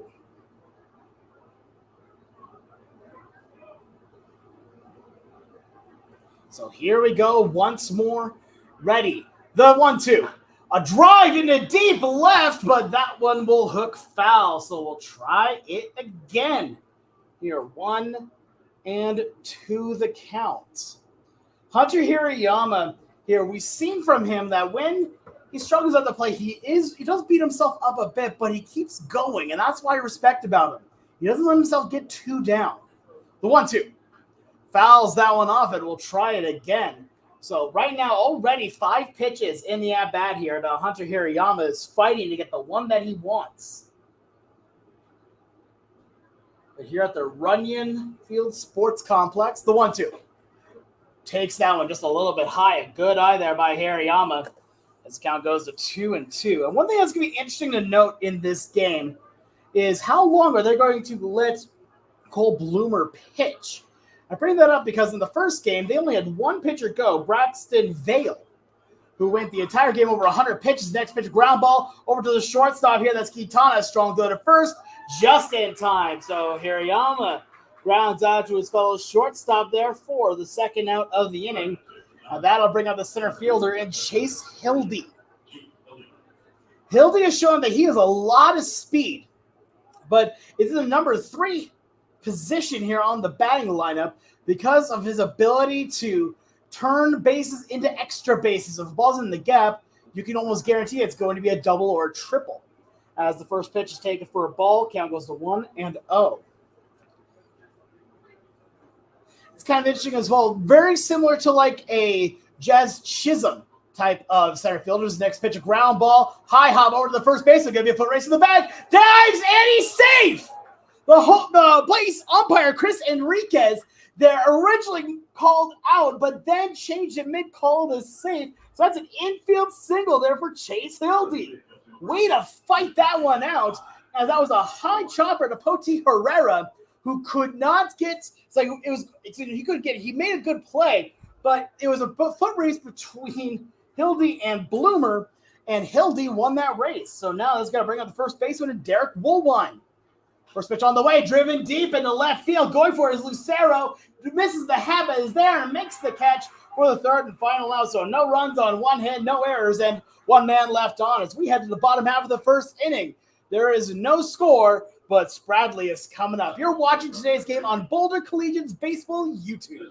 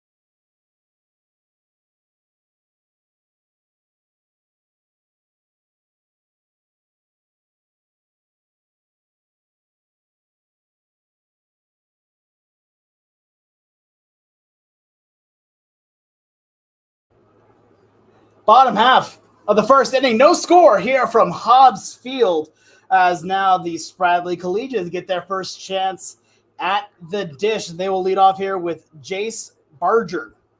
As Barger leads off, batting second, Colton Wren, followed by Joe Quintana, Cooper Latino, Caden Poteet, Herrera, Joey Cardinal, Jeremy Lucero. As the first pitch is taken for ball one. Count goes to 1-0.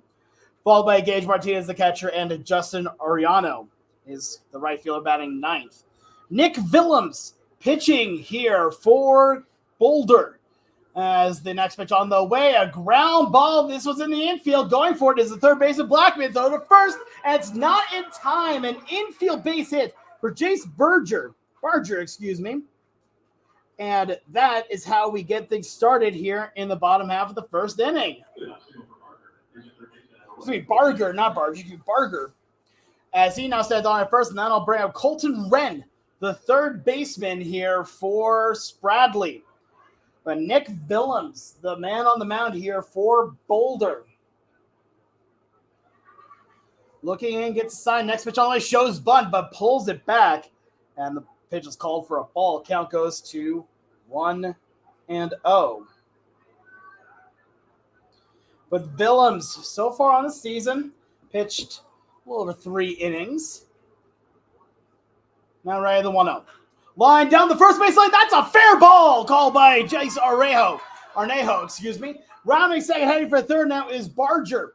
And he will make it to third. And now there's maybe a play at third, but there will not be, as no one was covering the bag. And on it as well, Colton Wren will take second base. So that is a single for Wren. And he then advances a second on the throw. So not the start that Nick Willems would have wanted here in this game so far.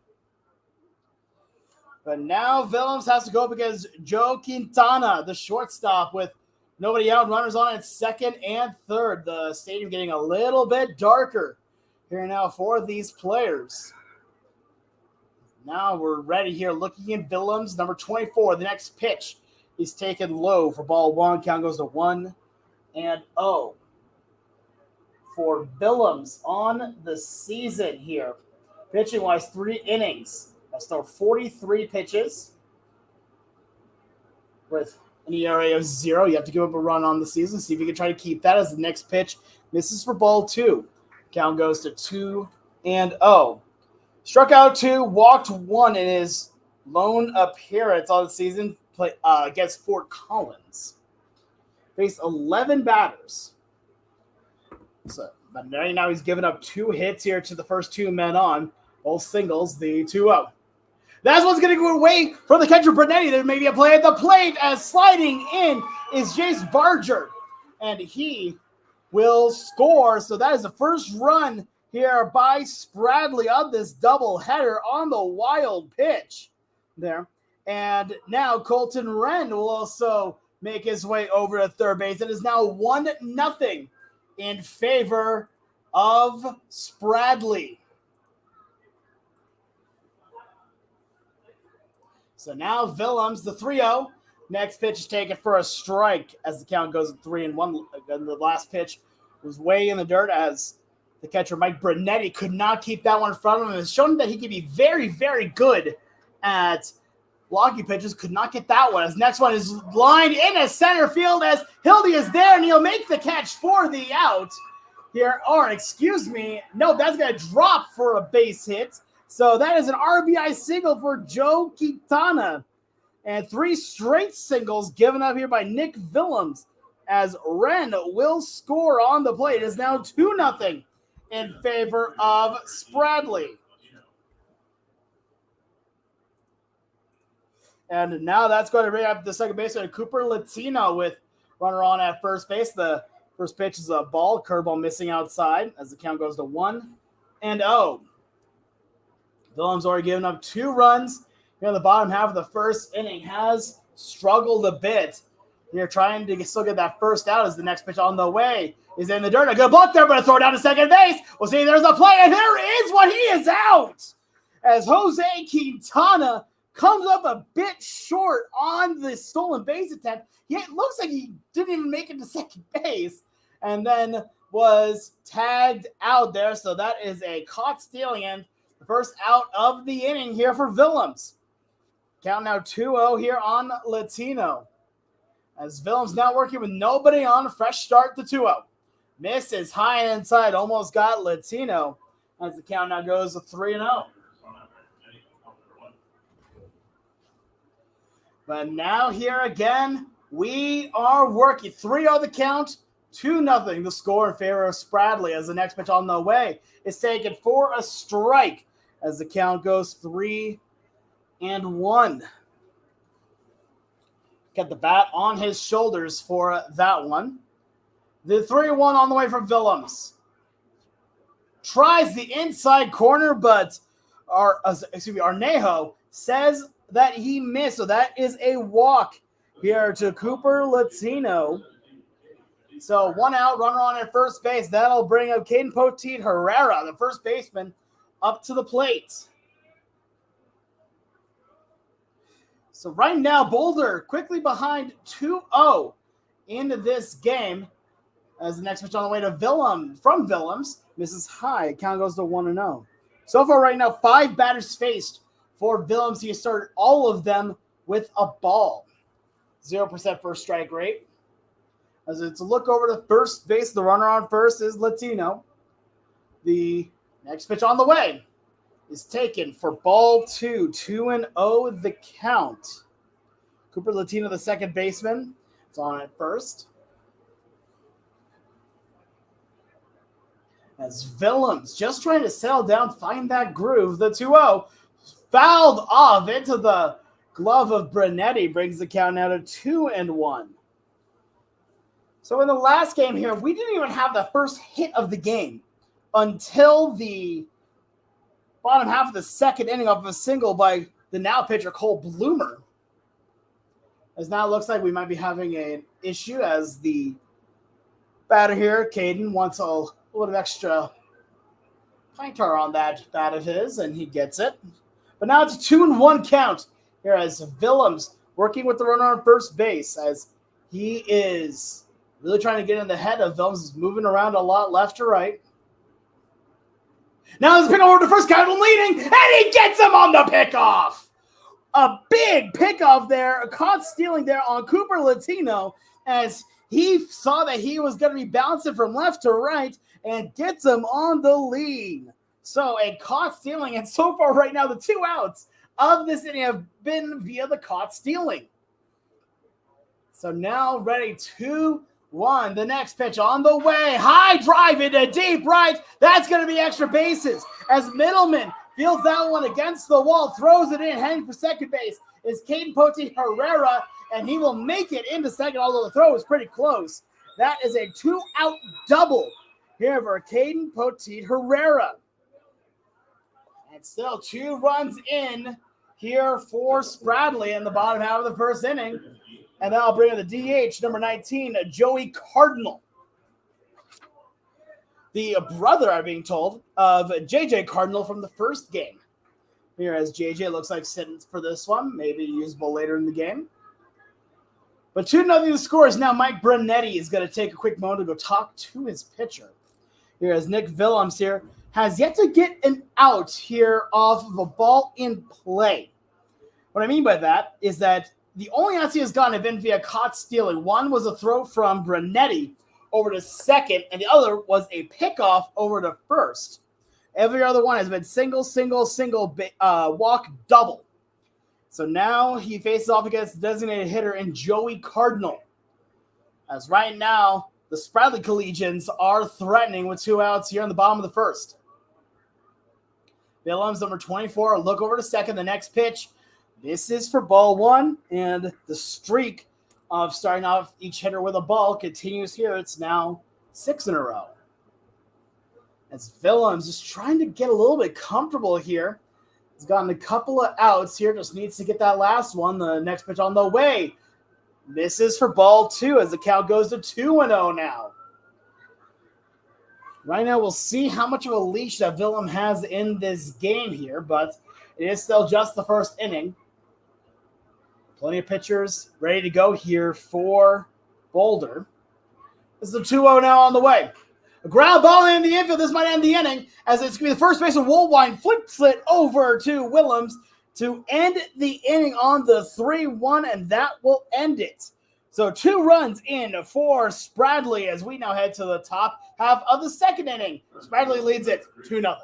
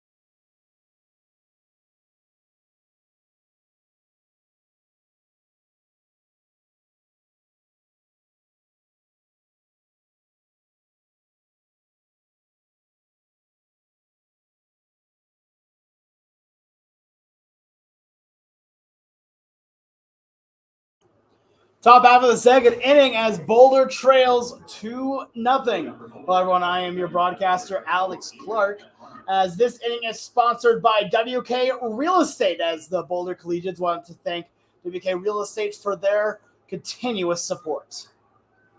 Leading off here for Boulder will be the left fielder in Diego Castellanos, as the first pitch gets him, and that will be a leadoff base runner here for Boulder.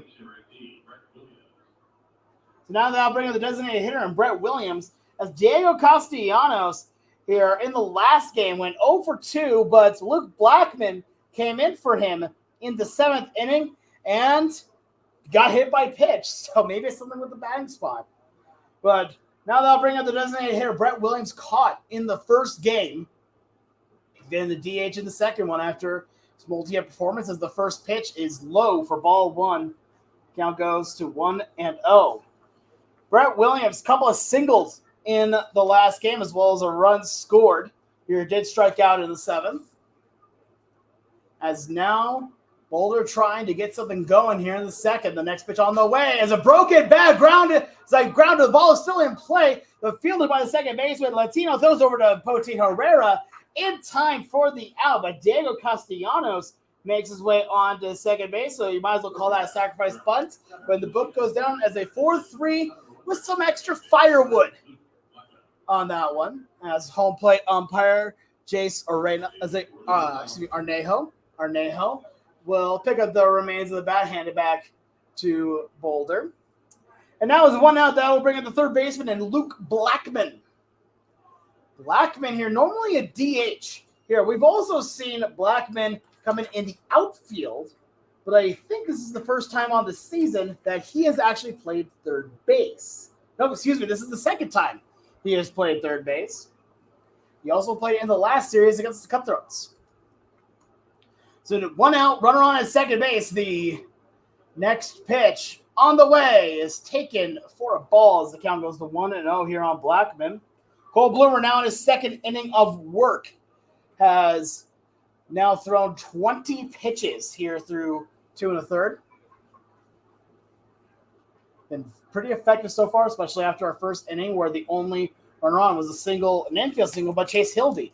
As the next pitch hits him in the leg, that's the second hit by pitch here of the inning, as Luke Blackman gets hit for the second time today in as many games. Diego Castellanos will find his way over to second base, and Luke Blackman now is on at first with the catcher Mike Brunetti coming up to the plate. Brunetti, a very patient hitter at the dish, a really good defensive catcher. But with him, he's already got 4 walks and 1 hit by pitch on this season. As the first pitch on the way misses high for ball one, count goes to 1-0. I was actually talking with him just before the game, saying that, yeah, any way that I can get on base, any way that I can get on, that's what matters most. And he's been very good at exactly that. And now go for a double steal. It's a hit and run, fouled off to the right side from Brunetti. So now the count goes to 1-1 as both Castellanos and the Blackman have to return to their bases. Both took off, got a great jump on both sides. But we'll see if they try to put the game in action once again here. 1 out, 2-0 the score in favor of the Spradley Collegians. Now long to go to second from Bloomer. The next pitch on the way. Inside, and that gets Brunetti. The third hit by pitch of the inning, and the second hit by pitch on Brunetti this season will now load up the bases for Boulder, and that'll bring up the right fielder in Christian Middleman. Diego Castellanos goes to third, and Blackman now on to second, as now that's going to prompt a quick mound visit here from Spradley. We'd like to take this time as well to also thank another sponsor of the Boulder Collegians in Alpine Bank, another faithful supporter of your Boulder Collegians. And it looks here with 1 out, there is not going to be any substitution, but the umpires also seem to get together for that. Maybe talking about the hit-by-pitch scenario and what to do if it keeps on going. But now with the bases loaded and 1 out, that'll bring up Christian Middleman. was the designated hitter in the last game here with a walk, a run scored, and a sacrifice fly RBI. He does that same kind of hit again in this inning. He will, in fact, probably get another run here with the speed of Deo Castellanos on that third. But now Ray Bloom, next pitch on the way, is taken for a strike as the count goes 0-1. Cole Bloomer now having to work with the bases loaded, only one out. 2-0 the score in favor of Spradley. Now Bloomer, next pitch on the way, is taken for a strike. As now Middleman quickly behind 0-2. 26 pitches here now for Bloomer. So he now looks in, getting the sign as Bloomer as the second hand goes onto the bat of Millman as he takes the next pitch, and that one just misses for ball one. A great take there by Middleman. 2-0 the score. Remember, Boulder won the first game of the doubleheader, a score of 3-0. Now a chance to drive in some runs here. Middleman gets the left hand back on the bat. The 1-2 on the way is taken high for ball two. Great at bat here so far by Middleman. Middleman, who got quickly behind 0-2, has now worked his way to an even count of 2-2. Castellanos on at third, Blackman on at second, Brunetti on at first, all reaching via the hit by pitch. 2-2, the next pitch on the way from Bloomer is a ground ball foul down the third base side. That will find its way into the Spradley dugout. And that'll keep the count right where it's at 2-2. 2-0 the score here in Pueblo at Historic Hobbs Field. Getting all the way back into the 30s. Now ready the kick, the fire, a high pop-up. This one will stay in the infield. The infield fly is called as the first baseman, Poti Herrera, will make the catch here on the infield fly. And that'll now bring up River Jackson with the bases loaded and 2 outs. So a big second out here for Spradley, as now that eliminates any sacrifice to bring in or manufacture a run. But River Jackson, who's 0-for-1 on the game, does have a double. Got a double back in the first game of the doubleheader. Ready now, the first pitch on the way is taken outside and low as the count now goes to 1-0. River Jackson, we were talking about him earlier. He really likes, if he gets a first pitch strike, and it's one that he really likes, he is going to go for it. Not mattering much about the pitch count, but if he could drive something into the gap here, could score 3. We'll take the lead. So 1-0. Fouls it off. He liked that one as an inside fastball, but fouls left, level the count at 1-1. River Jackson, again, one of the fastest men on this team. It seems like it's a rare game when he doesn't have a stolen base, and that's what happened in the last one. Didn't really have much of an opportunity to. Got a double back in the third, but didn't get on base any other time, so no stolen bases for him. 1-1. Swung on and missed as the count now goes to 1-2. And right now, Bloomer, 1 strike away from getting out of this inning unscathed.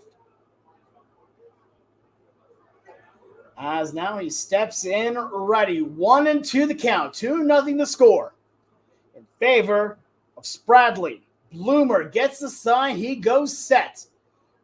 No look at the runners. The 1-2 misses low for ball 2. Works the count to even now at 2-2. But all the runners on base here now just waiting for the ball to make contact here. If it does, everyone's going to be off and running with 2 outs.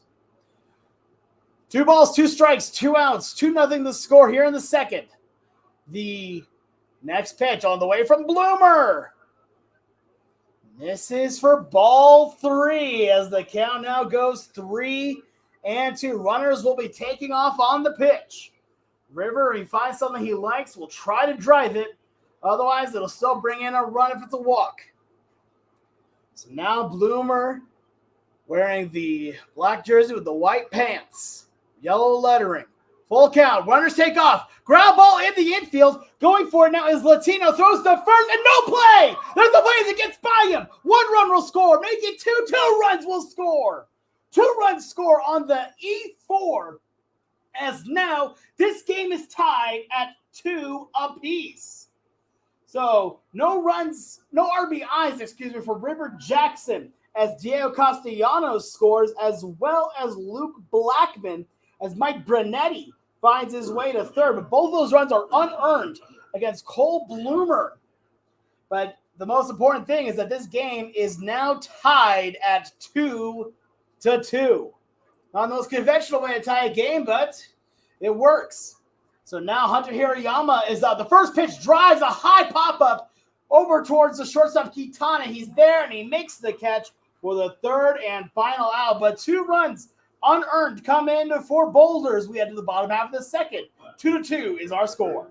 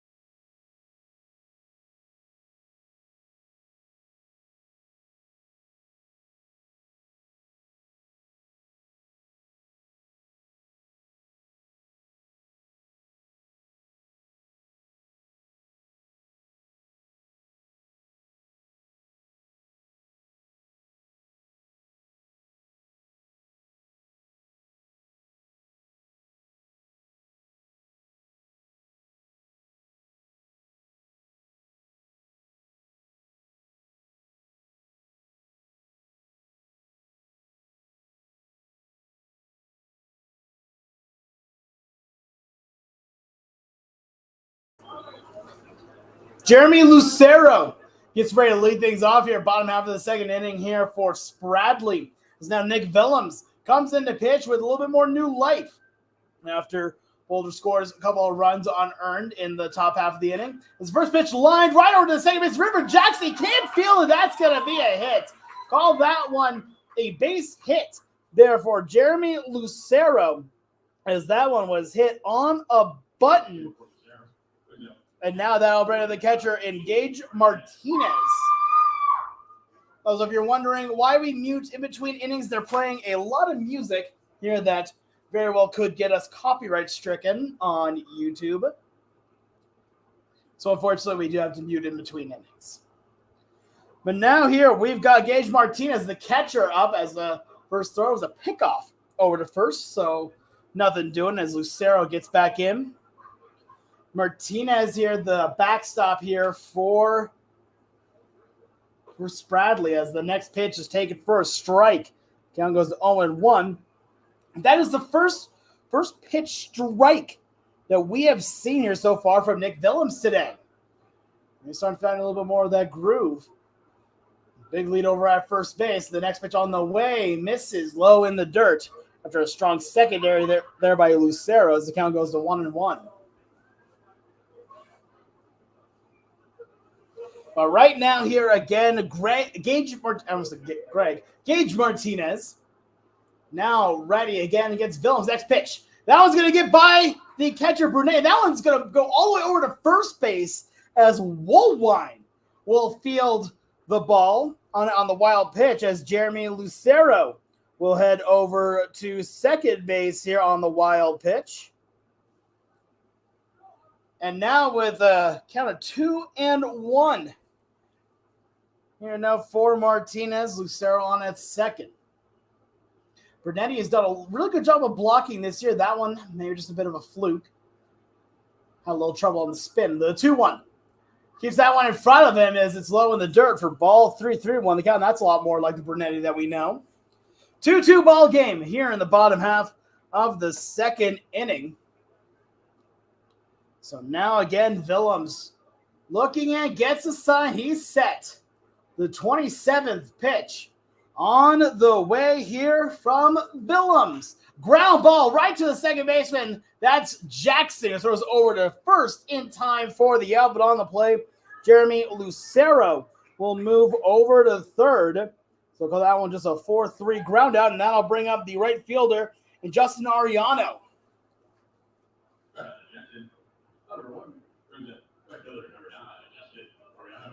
Justin Ariano.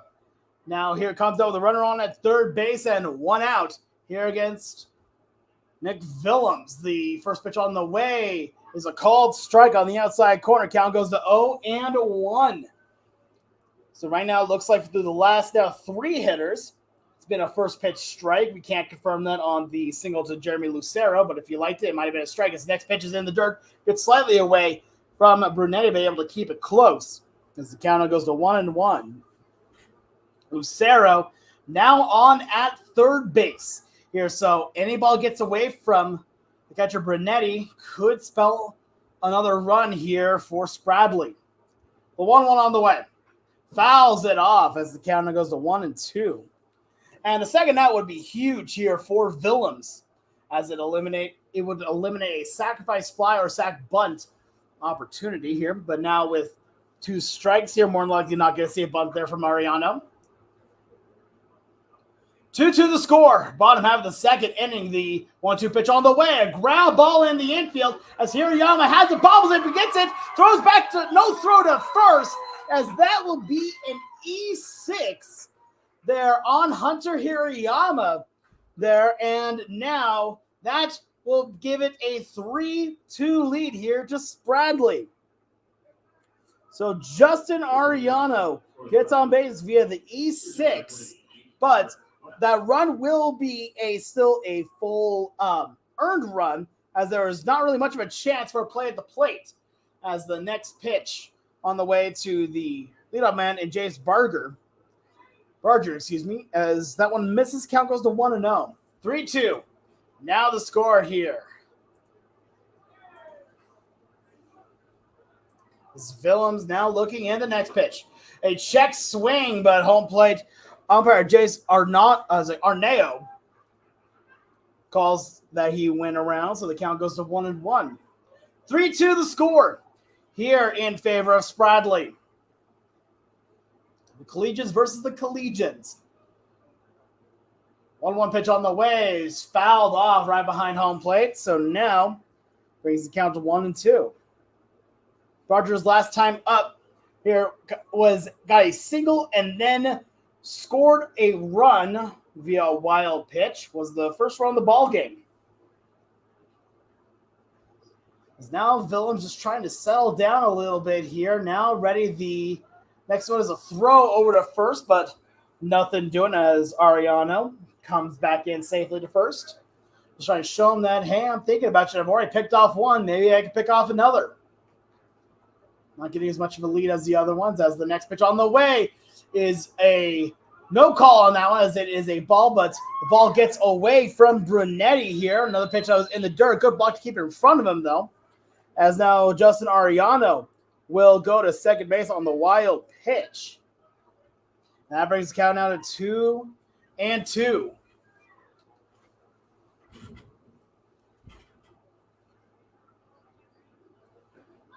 With Willems now with one out here, 2-2, the count, 3-2 the score.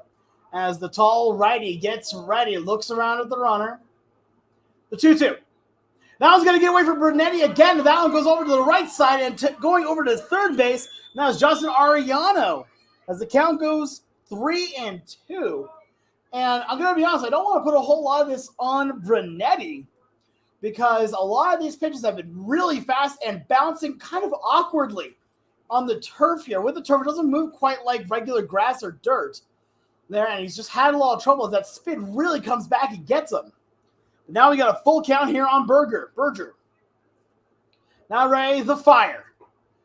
That is a called ball 4 on the curveball as Nick Willems thought he had it, but that is the second walk given up here by Willems. And that'll bring up Colton Wren, the third baseman, up to the dish. Wren here with a single and run scored back in the first inning. Now has a chance to drive in some more runs here for Spradley. Now ready, the next pitch on the way. Great block there by Brunetti on the outside. But the call's the ball. Count goes to 1-0. As Willems has having trouble trying to get any level of comfort here, but it doesn't seem like anybody's warming up for Boulder. As the next pitch on the way, a ground ball in the infield. This could be 2. Those over to second for 1. The relay to first, and no throw over to first base. So the run will score as Justin Arellano scores. That one is unearned, though, because he got on via the error. And Berger is out at second base. And Colton Wren gets on via the fielder's choice. It is now 4-2, though, in favor of Spradley. That'll now bring up here the next hitter in Joe Quintana. As the first pitch gets him, and that will be a hard trip over to first base here. And now that'll put Colton Wren on to second. So now Cooper Latino comes up to hit here with runners on at first and second and 2 outs. 4-2, your score here from Hobbs Field. As right now, Willems just trying to get out of the inning, trying to get a fresh start. Now ready, the next pitch on the way. Misses high on the fastball as the count goes to 1-0 on Cooper Latino. Latino walked his first time up. And after that pitch right now, it looks like Bernet is going to take a second to go talk to his pitcher. Just trying to calm him down a little bit. Saying, hey, you just need one more out. Guys, and let the offense go back to work. The offense has shown that it can go to work. You know, even though they still have to get a hit in this game. Actually, they got one hit. It was the single by Chase Hildy. The 2 runs they scored were not off of hits. In fact, they did not get a single hit in the second inning where they scored their 2 runs. Now ready, the 1-0 instead is a turnaround to look at the runner on at second as Colton Wren will return back to the bag.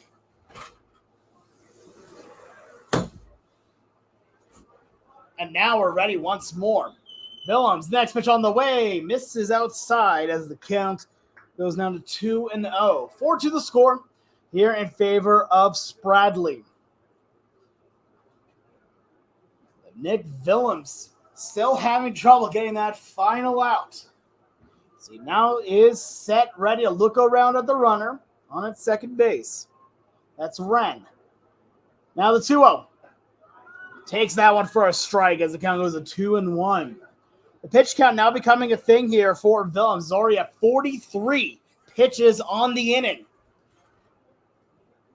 Having a bit of trouble with the control here, although has only walked a couple of batters. Next one, a ground ball as the first baseman Woolwine has it. He'll take it to the bag himself for the third and final out. But another couple of runs come in for Spradley as we head to the top half of the third. It is now 4-2.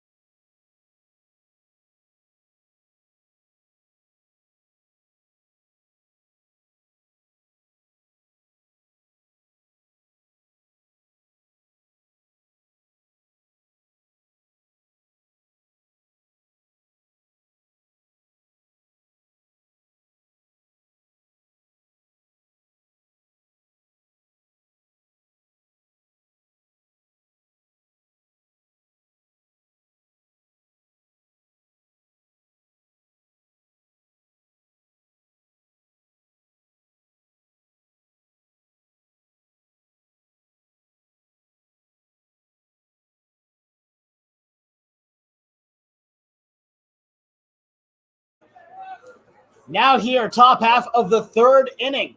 As the first pitch, a high pop-up into shallow center field. Calling everyone off is Berger. He's there, and he makes the catch. So one pitch and one out as Chase Hildy goes down to the pop-out to get things started here in the third. So now that will bring up here Derek Woolwine to the dish. There's a little bit of wind starting to pick up here at Hobbs Field as Derek Woolwine, the first baseman, right now for a second chance. The first pitch is taken low for a ball as the count goes to 1-0. Right now, Derek Woolwine, the first baseman, got the final out of the bottom half of the second inning with a 3 unassisted. Now, right, next pitch on the way. Misses high as the count goes to 2-0. One out here in the top half of the third. 4-2 the score here in favor of Spradley. Now a long look here from Bloomer. The next pitch on the way is taken for a ball. 3-0 now the count here on Woolwine. It's also a hot wind blowing in here in Pueblo. The next pitch on the way is taken for a strike, and Woolwine was not going to swing at that one pretty much no matter what, as the count now goes 3-1. Both pitchers are at an identical pitch count here, 42-44. As the next pitch on the way misses for ball 4, so it'll lead off as one out walk to Derek Woolwine. We'll put him on at first base and bring up Diego Castellanos. The 44-42 pitches, the only difference is that right now that for Spradley, they have now faced 2 more batters, but honestly, that's still pretty close overall. With the score 4-2, they'll bring up Diego Castellanos, who reached via hit by pitch and scored an unearned run earlier. The first pitch on the way to Castellanos is taken for a strike as the count goes to 0-1. Castellanos scored when the bases got loaded here, and then the E4 to River Jackson, which brought in 2.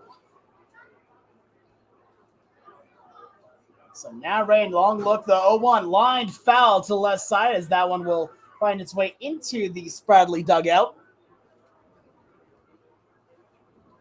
And the count goes to 0-2. Runner on first base now, Derek Woolwine, the first baseman. We've seen him steal a bag a time or two. The 0-2. Swung on and fouled into the glove, it looks to be, for strike 3. So that is a strikeout to Diego Castellanos, and that'll bring up the designated hitter in Brett Williams.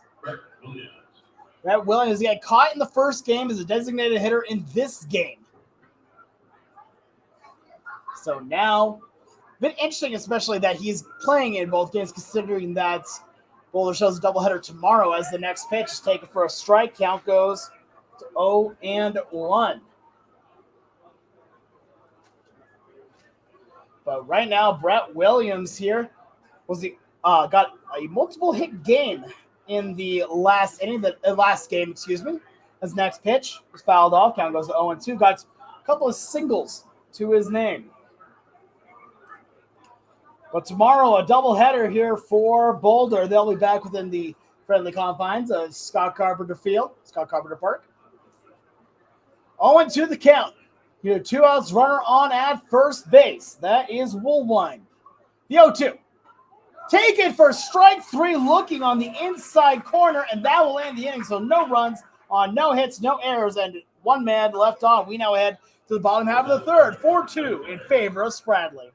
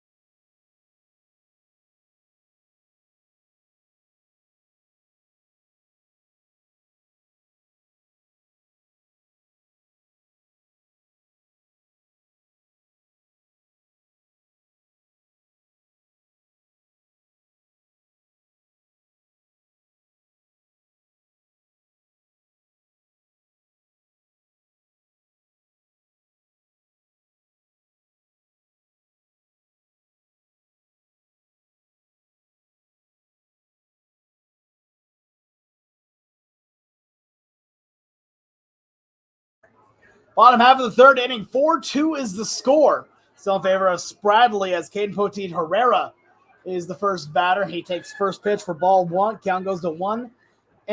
Nick Willems now in his third inning of work, giving up 6 hits. The next pitch on the way. Take it for ball 2. 2-0 the count. I'd be surprised if Willems gets through this inning here without being pulled. He's had a lot of trouble with the control, and it's still a close game, 4-2. Willems now ready, the 2-0. Taken for ball 3. I'm not quite sure where that one missed. The count goes to 3-0. So more than likely, Caden Poteet Herrera not going to be swinging on this pitch. So it should be the first batter of the inning. Now ready, the 3-0. Is taken for a strike, and Poteet Herrera thought that one was ball 4 as he dropped his bat, got ready to go, but has to pick up the bat once more. 48 pitches now for both sides. Now with the next pitch, a ground ball right to Woolwine. He's there and will take it to the bag himself. So it's 2 straight, 3 unassists here for Derek Woolwine. And now that's 1 out here, and now bring up the designated hitter in a Joey Cardinal. 4-2 the score here in favor of Spradley. But right now, Joey Cardinal ended out the first inning with a ground out over to Woolwine, flipped it over to Willems for the out. First pitch on the way. Is a hit by pitch?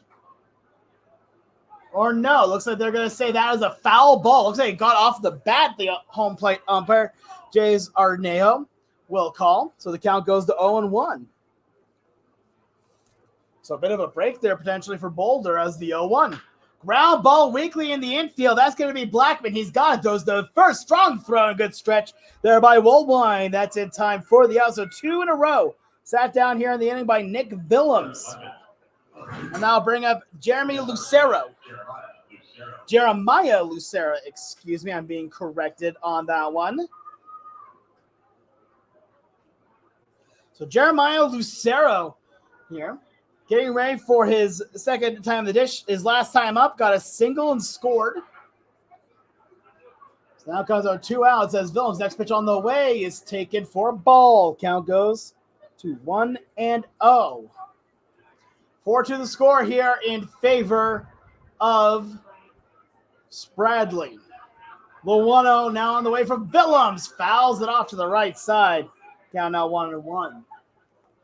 It has been a hot day here in Pueblo, and it's not as hot as it was. It was actually cooling off a nice little bit, but regardless, they're nice, very hot, wind is still blowing in. The 1-1. Swung on and misses. The count goes to 1-2. As right now, Willems 1 strike away from getting his first 1-2-3 inning. So now Willems looks in, is set, the 1-2. Curveball misses high. Now 2-2 the count.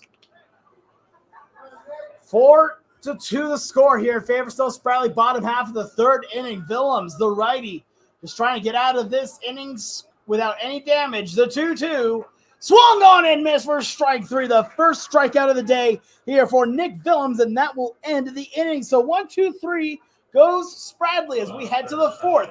4-2 is the score.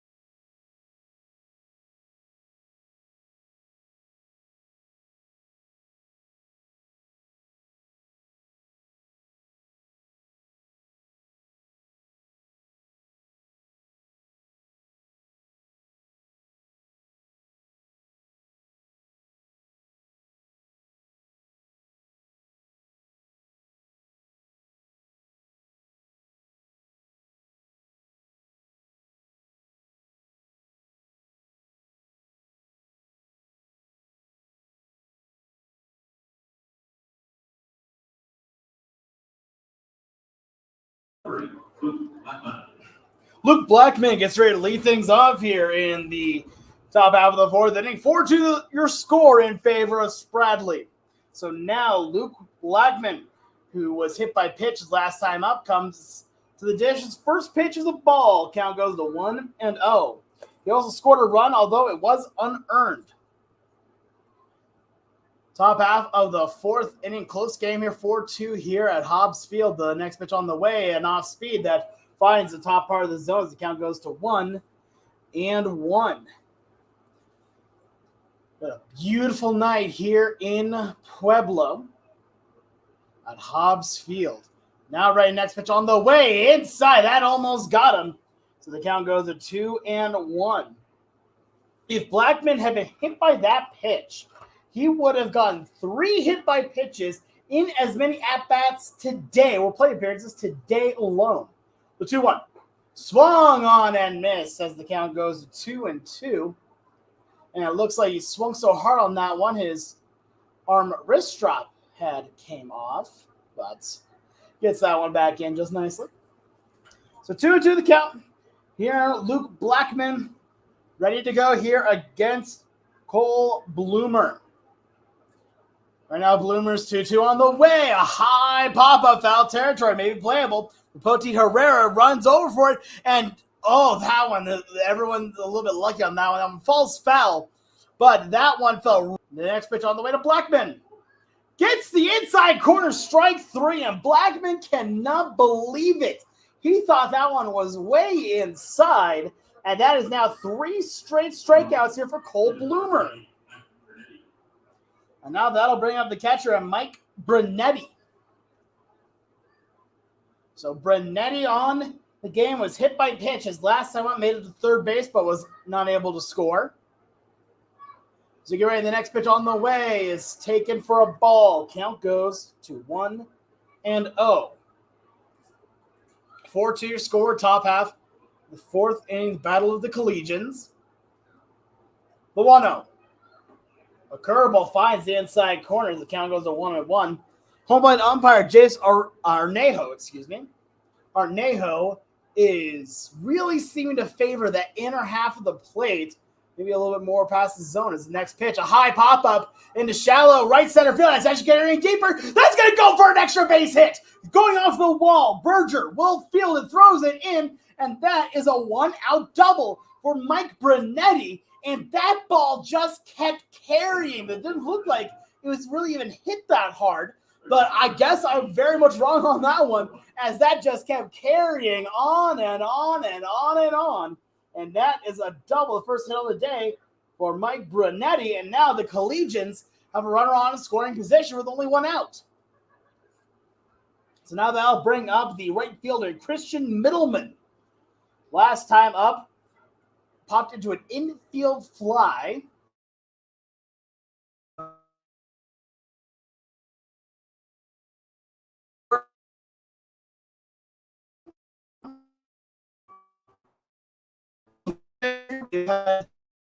With here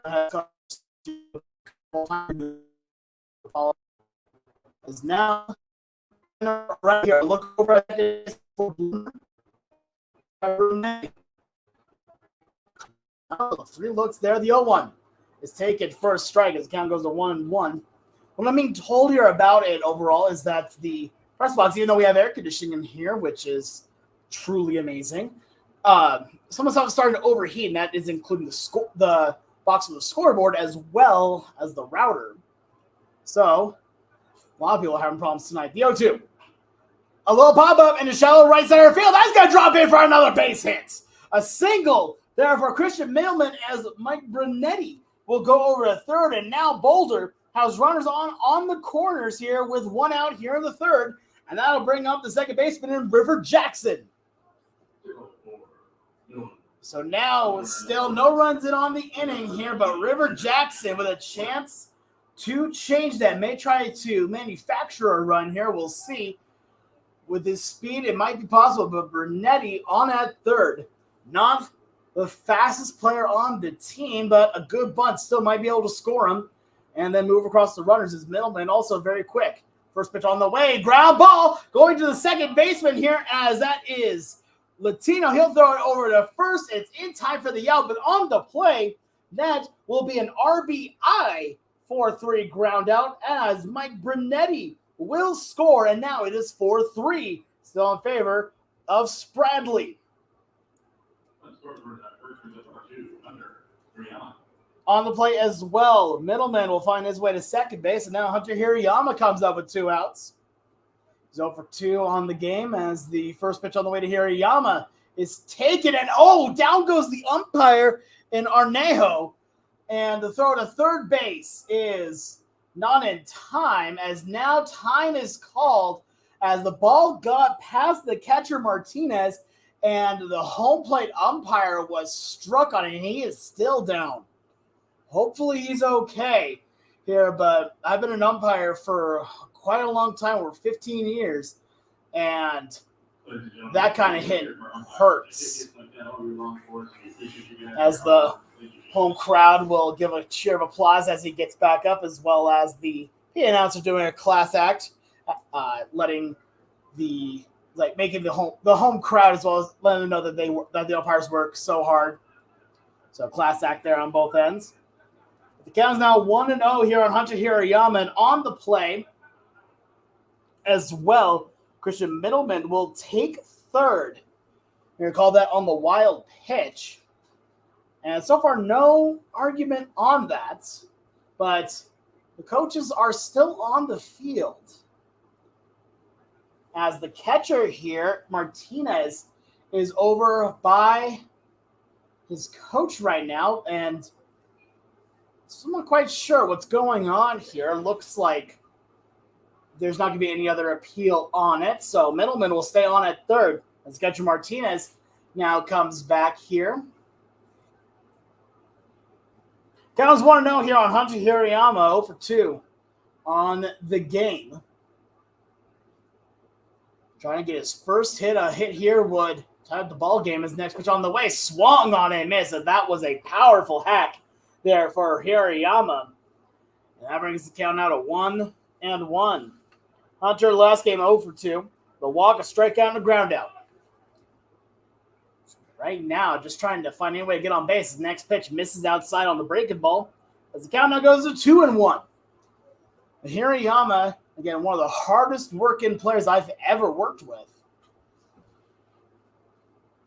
He's just trying to find any sort of mojo, calls for time, and is granted there by Arnejo. But now we're back here ready to get 2-1 the count. 4-3. The score here still in favor of Spradley. Next pitch on the way is taken for a strike. As the count now goes 2-2. But Hirayama here with a 2-2 count, just trying to get on base to let Middleman score from third. Ready now, the 2-2 on the way. Fouls off to the right side, and he'll see another pitch. And a good catch there by the on-deck hitter, Chase Hildy, who fields that one off the screen to the right. We've seen how good defensively he is, but now he shows it even while playing offense. So now we're trying again here, 2-2. Next pitch on the way, Hirayama, ground ball to the second baseman. That's Latino, throws to first, and it is in time to get the out, but one run does score here for Boulder. Cuts the lead in half. It is now 4-3 in favor of Spradley.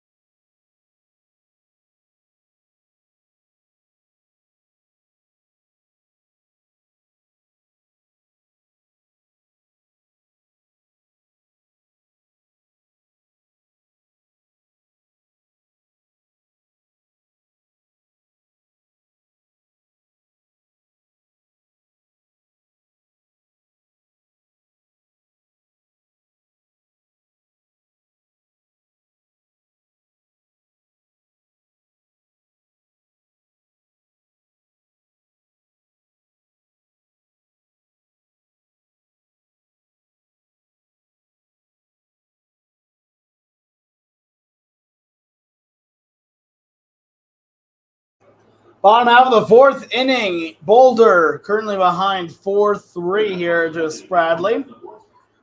Leading off here for Spradley will be number 35, the catcher, Gehrig Martinez. Nick Willems sat down the last 4 in a row, had his first 1-2-3 inning in the third, looking to try and get some repeat success. As now Willems looks in, the first pitch on the way, swung on and missed as the count goes to 0-1 here on Gehrig Martinez. Last time up, Gehrig grounded out over to the second baseman in River Jackson.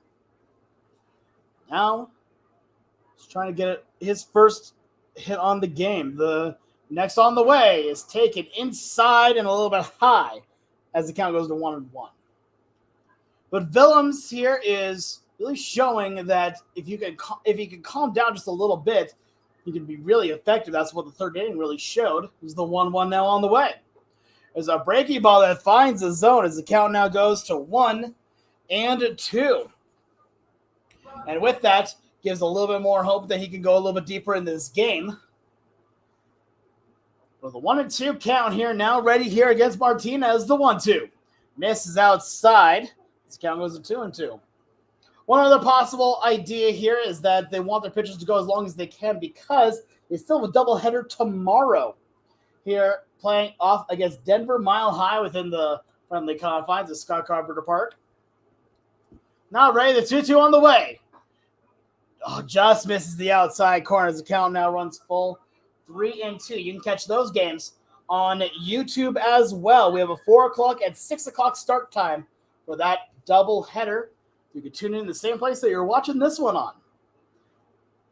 Now ready, the 3-2 on the way. Just misses the outside corner as Willems does not agree. And that will be a leadoff walk given to Gehrig Martinez, and now that'll bring up Justin Ariano. So Ariano comes out with a runner on at first base, and it looks like we're going to have a courtesy runner here coming in for the catcher Martinez here. We're trying to find a number. It's going to be number 5. So number 5 here, that is Ortiz, who is going to run here.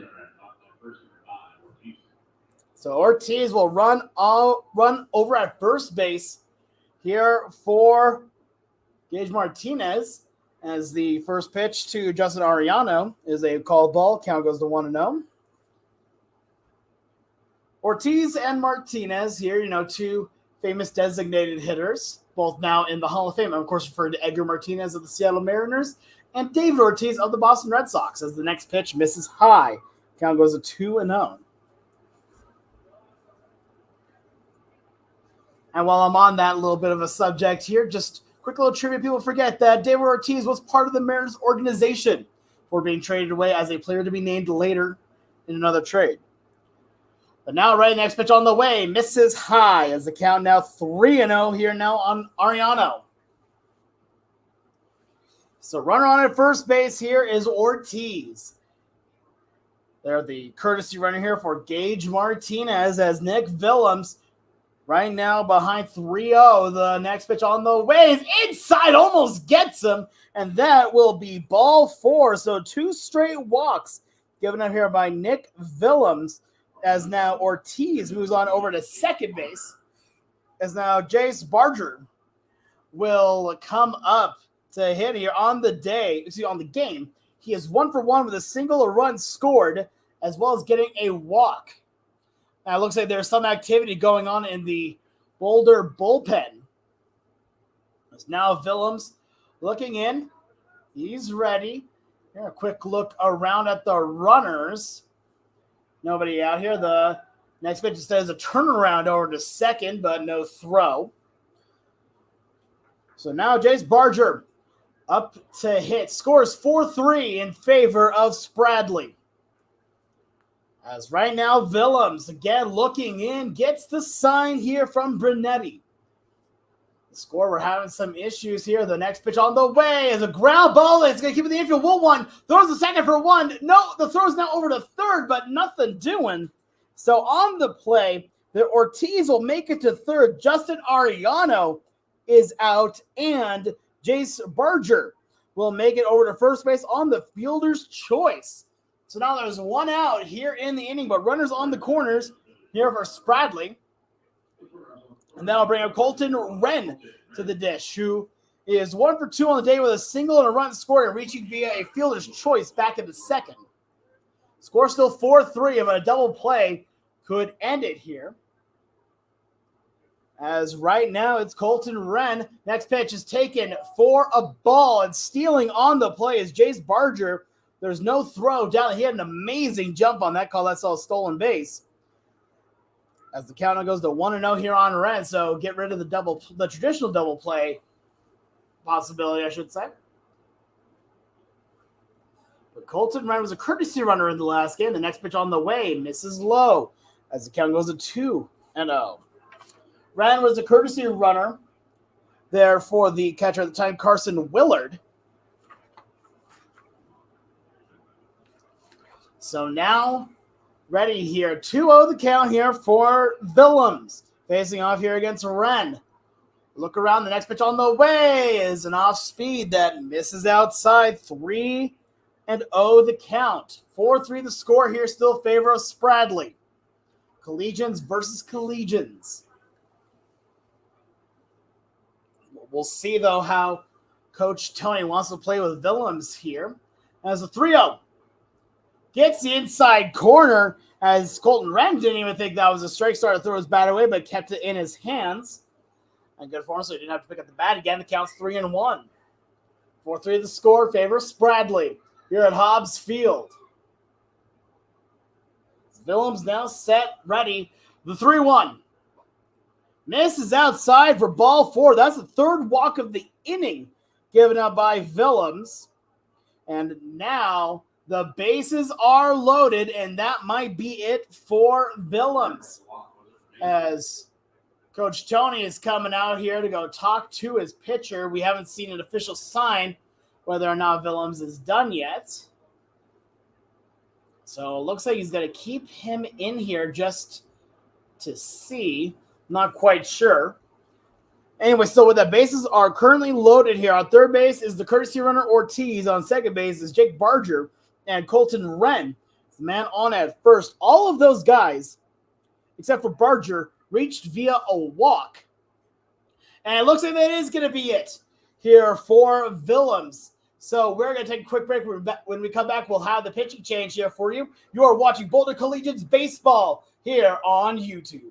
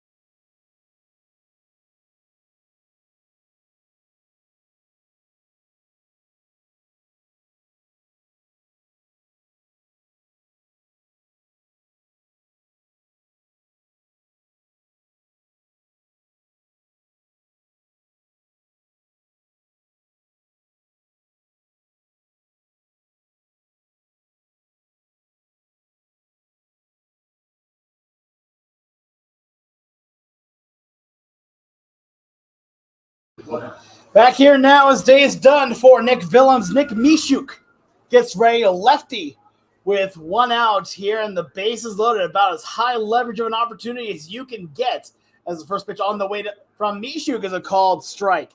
Count goes to 0-1. So day is done. There for Willems, the book not yet closes. He's still responsible for all 3 runners on base here. And 3 1/3, giving him 5 hits, 5 walks, and 1 strikeout. As now Mishuk ready the 0-1. Tries the outside corner, doesn't quite get it as the count goes to 1-1 now with 1 out. Over on third base is Ortiz. On second base is Barger. On first is Wren. But Joe Quintana, the man on, is right by the dish as the next pitch on the way is fouled off to the right side. Count goes to 1-2. Quintana is also the one with the backwards 22 jersey. I actually talked with the coach before after and said, no, that was 100% an error jersey. But I decided to keep it anyway just because it's different. It's interesting. And you know what? I respect it. Backwards 22, the next pitch on the way is fouled off. So we'll try the 1-2 count again. We're here on the bottom half of the 4th inning. 4-3 is the score.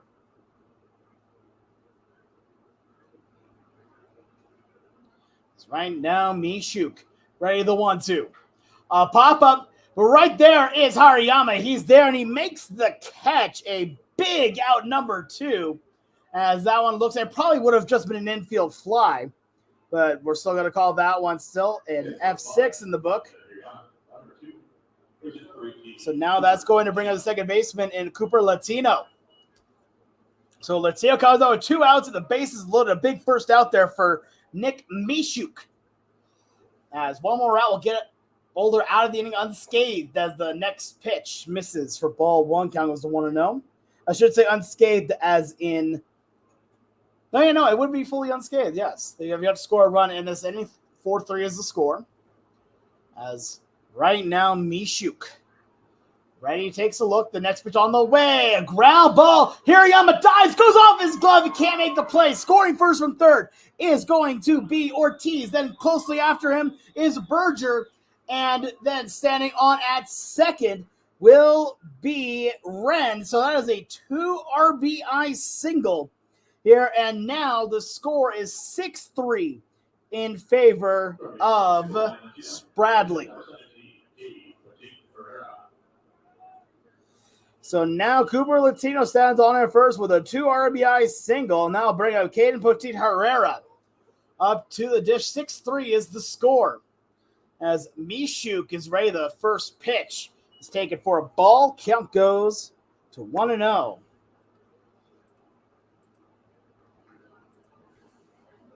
But 6-3, now the score. 1-0 the count.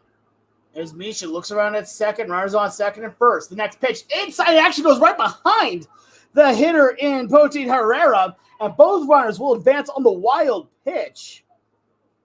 So now Latino is on at second, and Wren is on at third.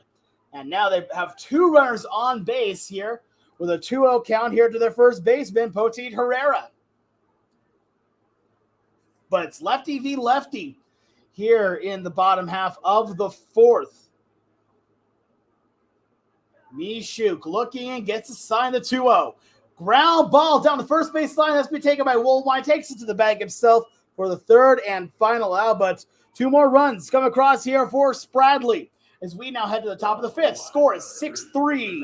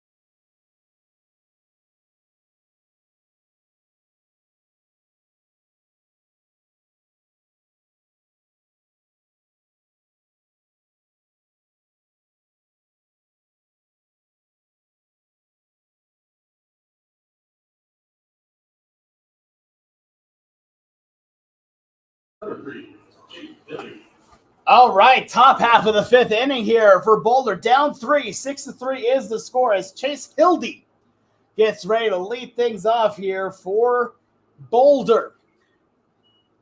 As right now, again, Cole Bloomer, ready, first pitch on the way to Hildy, is taken for ball one. Count goes for 1-0.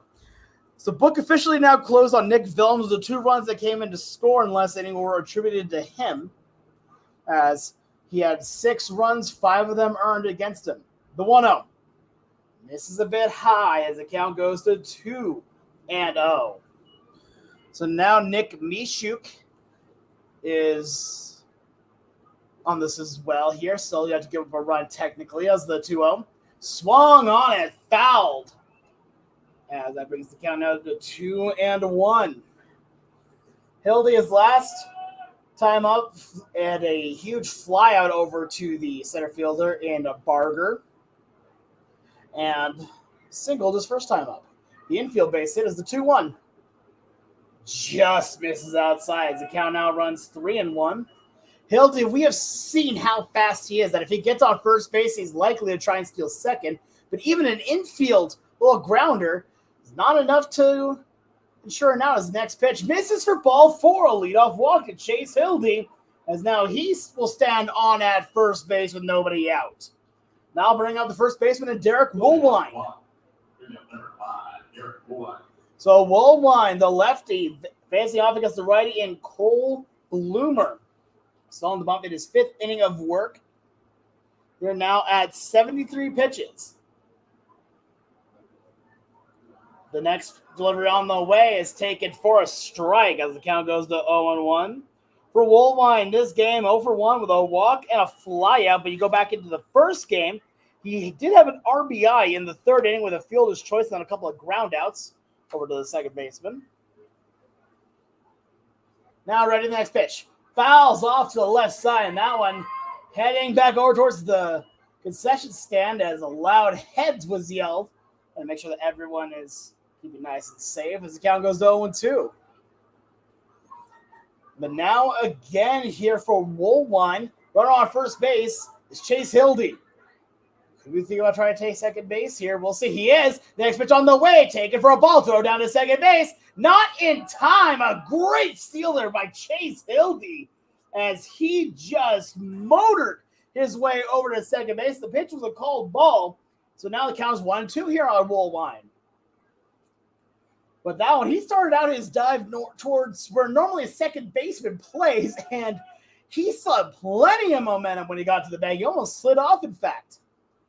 But now 1-2 the count here on Woolwine. The next pitch on the way from Bloomer is taken for ball 2, 2-2 the count. And a big take there from Woolwine as a few people thought that one might have been strike 3. 77 pitches now for Bloomer. Now a look over at second base here. Down 3, 6-3 the score. Next pitch on the way. Lined up the middle. That's going to go for a base hit. Leaping effort by Quintana. Can't get to it as fielding it is Barger. A throw into home. But now they're doing that is going to be a no-out single there for Derek Woolwine. A nice solid base hit right up the middle. There on the play, Hildy probably could have scored, but he had to stay close, seeing that Quintana had a great effort trying to get to the ball. So now there's runners on at the corners here for Diego Castellanos. Castellanos playing in left field. This game was in right field, the last one. Lefty facing off against the righty. Bloomer, runners at the corners, no outs. First pitch is low, and a good grab there by the catcher Martinez here. As Hildy on at third. Looked like you may have tried to go home on that, but that would have been a mistake. He would have been out by a mile. Not saying that he's not fast, because we've already seen the opposite of that, but because the ball is right by the catcher's hand. It's the 1-0 pitch on the way. Little looper in the shallow left. Going for it is Lucero. He's there. He makes the catch. Hanging for third is Hildy. There's going to be a play at the plate. It's going to be close, and Hildy is safe. What speed there by Chase Hildy, as that will be a sacrifice fly from Diego Castellanos, and now is 6-4 in favor still of Spradley. But Give it up for Chase Hildy on that one, really working that run. He gets on via walk, steals second, advances to third on the hit, and then gets a really close play, but is able to slide in safely to home for the run. And now it is 6-4 still in favor of Spradley. And now that will bring up the next hitter, and Brett Williams, the DH. First pitch, a high drive into deep left center field. Going back for it is Barger. He is there, and he makes the catch for the second out of the inning. But that one was hit very, very, very hard. But the wind, there's a little bit of wind here, maybe in blowing that one in just a little bit. As now that'll bring up the third baseman and Luke Blackman. So Blackman comes up with a runner on at first base. That is Derek Woolwine over on at first. 2 outs. Here's 6-4 the score, still in favor of Spradley. Boulder making their comeback here. They have scored in 3 of the 5 innings so far. 2 runs in the second, 1 in the fourth, 1 in the fifth. So they have shown that they do not quit fighting at any point. We've seen a number of times, especially going back into the second game against Fort Collins, they would end up losing that game, but we're down 13-0 and then fought back to 13-13. This next pitch on the way is taken low for a ball. Count goes to 1-0 here on Blackman.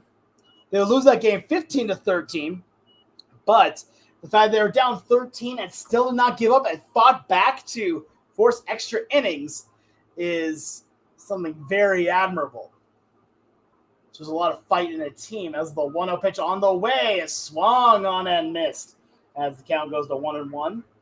For Blackman, on the game is overall the strikeout looking and reaching via hit by pitch. He also scored, but it was an unearned run.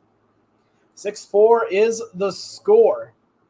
And more than likely, we'll probably see Nick Mishuk come back out here in the bottom half of the fifth inning. The next pitch on the way. And that's a ball that's going to get away from the catcher. So advancing to second on the wild pitch is Derek Woolwine. He'll think about third, but will stay at second base. So a wild pitch lets Woolwine advance to second as the count now goes to 2-1 here on Blackman.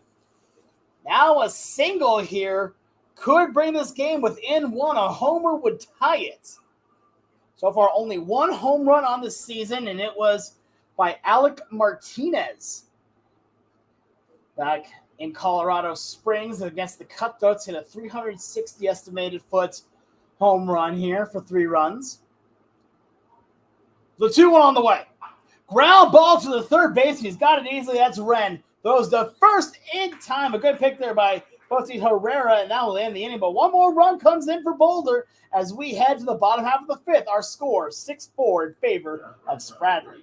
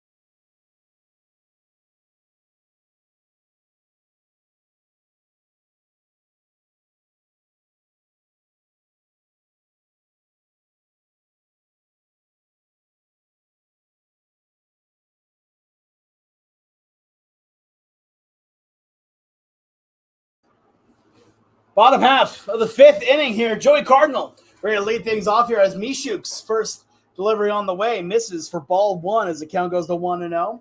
6-4 the score in favor of Spradley. There's been a tight game here between both sides as the 1-0 on the way is fouled off to the right side as there was a couple of young ball players there. Looks like they finished up a game over at a different field of the complex and almost got him on the right side, but thankfully the fence was there to protect them. The count now goes to 1-1. CJ Pino able to get a pitch to the first game. Next pitch, a ground ball right over to Blackman. He's got a strong throw to first, and a great pick there by Woolwine to get the out. So that is one batter and one out here as Joey Cardinal, the designated hitter, goes down, and now that'll bring up Jeremiah Lucero up to the dish. Lucero on the day, 1 for 2, a single and a run scored back in the second, as well as a strikeout. Swinging to end the third inning was the lone strikeout from Nick Willems. So now here again, next pitch on the way. That one's going to bounce just in front of home plate as the count goes to 1-0 here on Lucero. But Nick Mishuk here coming in to pitch the lefty here in relief of Nick Willems. Has done a good job so far. Did give up the 2 RBI single there back in the 4th inning, but those runs were attributed to Willems. The 1-0 is taken for a strike as the count goes to 1-1. So right now here for Mishuk doing good damage control here as we're here on the bottom half of the 5th inning. Not a whole lot of time left for Boulder to come back as the next pitch on the way is taken for a ball. Count goes to 2-1. Boulder currently down by 2 runs, so it's definitely not impossible. You'd like to be leading at any point in the game. So right now, Mishuk is ready to 2-1. Swung on and missed for strike 2 as the count now runs even 2-2. Nobody on, 1 out here in the bottom half of the 5th inning. The next pitch on the way, inside but called strike 3 looking as Lucero goes down by the strikeout for the second time today, and that's 2 batters and 2 outs here for Mishuk. So now that's going to bring up Gage Martinez, the catcher, up to the plate. So for Martinez on the day 0 for 1 with a ground out and a walk and a run score, but the run score is more attributed to Ortiz, his courtesy runner. Now the next pitch on the way is taken low for ball 1 as the count goes to 1-0.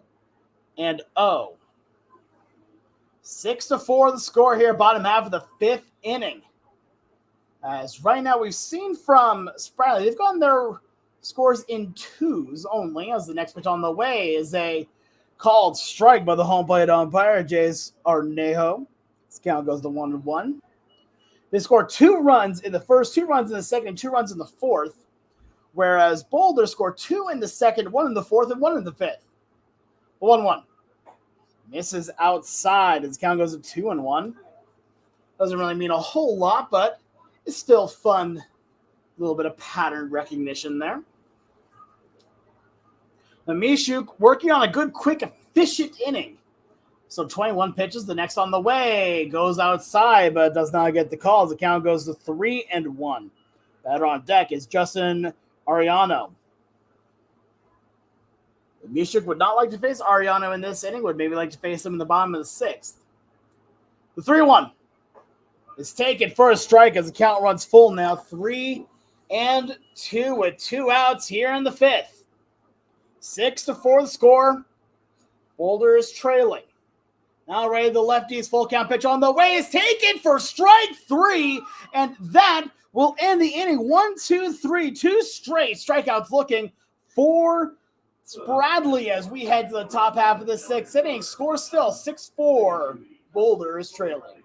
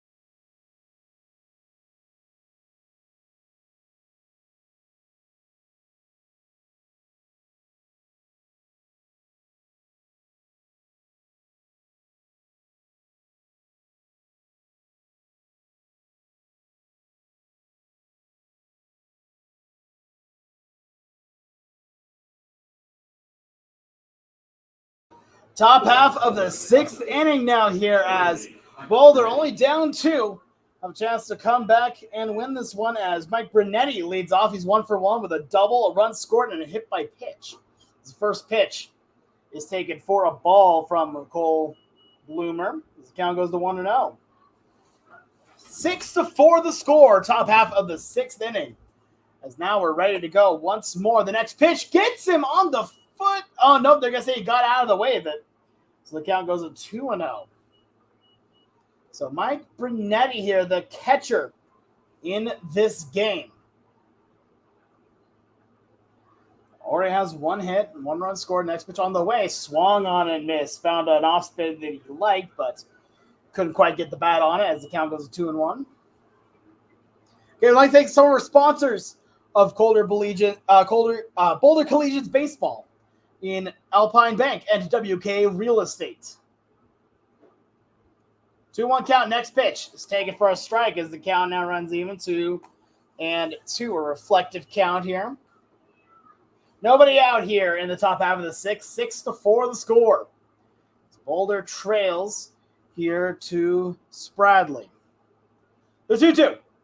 Swung on and missed for strike 3. A leadoff strikeout there for Brunetti. Will now bring out Christian Middleman up to the dish.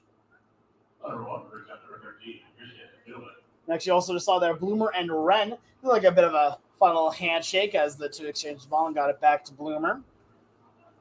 But now we see Middleman, who is 1 for 2 on the game, a single and a infield fly back in the 2nd. Now, next pitch on the way is in the dirt for ball 1 as the count now goes to 1-0. Middleman back in the first game as well went 0 for 1 with a walk, a run scored, and a sacrifice fly RBI. But down 2 as Spradley leads it 6-4. Boulder scored 1 run in each of the last 2 innings. The 1-0. Misses that one just a little bit low on the curve as the count now goes to 2-0. Right now, again, Historic Hobbs Field. If you're just tuning in, a very historic field dating back to the 30s. There's now the 2-0 on the way. Is taken for a strike as the count goes to 2-1. There were games played here between Babe Ruth and Luke Gehrig as part of the barnstorming games. You know your baseball history on that. This is the next pitch on the way. A ground ball in the infield right over to second base, and that's Latino throws the first in time for the play for the 2nd out of the inning. And now that'll bring up the leadoff hitter and River Jackson to the dish. River Jackson on the day is 0 for 3. Does have an RBI back in the 4th inning off of the 4-3 ground out. But there's a lot of history with it, including one that I do need to confirm fully, but I'm pretty sure on this one, something I was told earlier. I'll get to it in just a moment. His next pitch is a curveball taken for a ball to Jackson as the count goes to 1-0. As CJ Pino here, his great-grandfather played on this field as part of those games. Here, I don't have a name for it, but I was shown a picture of it earlier. And I'm just like, wow, that talk about coming full circle. His next pitch is fouled off to the right side. Count goes now to 1-1. But this field is deeply ingrained in Colorado history as well as just baseball history.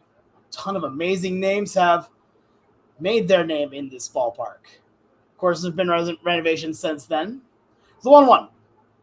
Misses for ball 2 as the count goes to 2-1. But there's one thing that will never be renovated. And that is, if you take a look at the dead center field, and you can't see us on the broadcast here, I apologize for that. But dead center field, that flagpole, right on the top of it is a bald eagle's nest. A bald eagle's nest. So now ready, the 2-1 pitch on the way. Swung on it, and the bat goes flying, and it just misses going into the Spradley dugout. And I don't think that was intentional. I think that was just a bit of a blunder mistake there, as River Jackson apologizes to the team. But yeah, they can, by law, regulation, they cannot move that foul pole because there's a bald eagle's nest on the top of it. And sometimes here during the day, you'll see the bald eagles go, especially with the things they catch in the lake behind the outfield. His next pitch is taken for a ball count, runs full now, 3-2. So if you see a bald eagle around here, know that their home for it is in just to the right of center field. In fact, actually, I was also learning about this, that the press box used to be on top of where we're at, and you used to be able to see more about what was actually brought in there. His next pitch is outside for ball 4, as that is a full count walk to River Jackson, and now there's dangerous speed on at first base for Hunter Hirayama. They were telling me stories about how a lot of times you would see just a bunch of fish, even like snakes and other kind of things would be taken up there. And if you value any of your own mental sanity, you may not want to go walk back over there. You might see a few things you don't want to see. But what we do want to see here is Hunter Hirayama at the dish. At the plate today, 0 for 3 in the game, trying to get that first hit as the first pitch on the way. Misses inside on the off speed as the count goes to 1-0. River Jackson on at first here. Did not get a stolen base in the first game, but I would be very shocked if it wasn't in his mind here. The next pitch on the way, swung on and missed as the count goes to 1-1. Quick gap there by Martinez there with a looked like he could throw over to first, but there was no throw. So 1-1 the count, 2 outs here in the top half of the 6th inning. Boulder down 6-4. Against Bloomer now, the 1-1 pitch on the way is taken for a ball. 2-1 the count. But Hirayama just looking for that first base knock here of the games. Again, did get a walk back in the 3rd inning of the last game, but has yet to get a hit. Only has a couple hits on the season. Now right, the 2-1 Jackson takes off. That one's in the dirt, but no throw, as there was a great block there by Martinez, but it was in the dirt and called that an easy stolen base there for River Jackson, as he now stands on scoring position with the count now 3-1 here on Hunter Hirayama. So right now, Boulder threatening here where a base hit here will more than likely score one, as it looks like we're taking just a moment here as River Jackson, it looks like he had a bit of trouble there getting up from second, but it looks like he's good and fine, so we're good to keep going. 3-1 the count, 2 outs here in the top half of the 6th inning. Next pitch on the way is taken for ball 4. So another walk here to Hunter Hirayama. He now stands on at first. It's 2 straight walks given up here by Cole Bloomer, and that is going to prompt a visit from the coach to the mound. So now runners on at second and first. I'm not sure if this is going to be a pitching change. There's been no official sign just yet. It doesn't look like it's going to be, but we will officially see as the whole infield is coming in here. But runners on now at second and first, both via the walk, and a lot of speed in both of them. It would break kind of an unwritten rule of baseball that it's usually a bad idea trying to take third when there's 2 outs. But a double steal here would put, if it's successful, of course, would put runners on at third and second. So a single from Chase Hildy, the next batter up, would tie the game. But I'm not sure if it's worth the risk with 2 outs, and it looks like they're going to keep Cole Bloomer in. So we'll see how aggressive Boulder wants to get on this with Hildy, the number 3 hitter, as the teams now break from their collective huddles, and the center fielder, second baseman in the last game. Chase Hildy comes up to the dish on the game. 1-2 with a single, a walk, a stolen base, and a run scored. And it looks like we're actually going to have another mound visit in a row. I'm not sure about taking 2 immediately, one right after another, as the third base coach this time is coming in to talk to it, and that is going to prompt a pitching change. So we're going to take a quick break. When we come back, we'll have the pitching change for you. You are listening and watching Boulder Collegians baseball here on YouTube.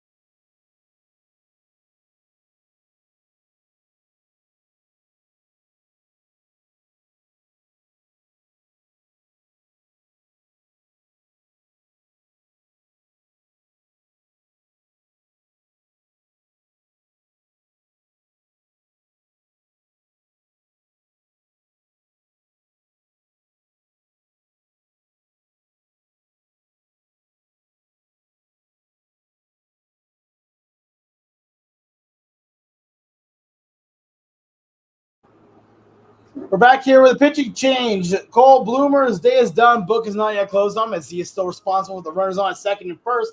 As now Andrew Plute gets ready now to pitch here to Chase Hildy. As the righty looks down, Hildy around at the runners, taking off his now River Jackson throwing to the third base, and it's in time to get him as he misread the pitcher, and that will end the inning. So no runs come in for Boulder as we head to the bottom half of the sixth. Score is still 6-4.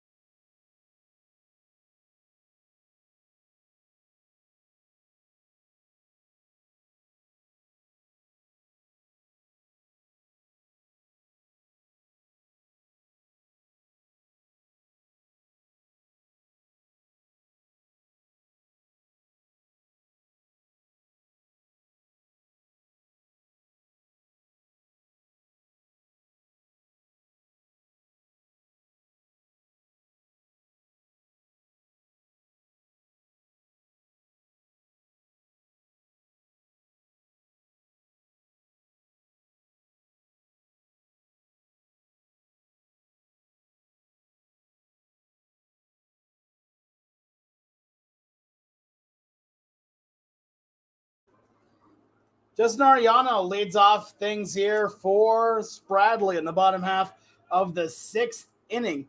Here's 6-4 the score in favor of Spradley. Hello, everyone. I'm Alex Clark, your broadcaster for today's games.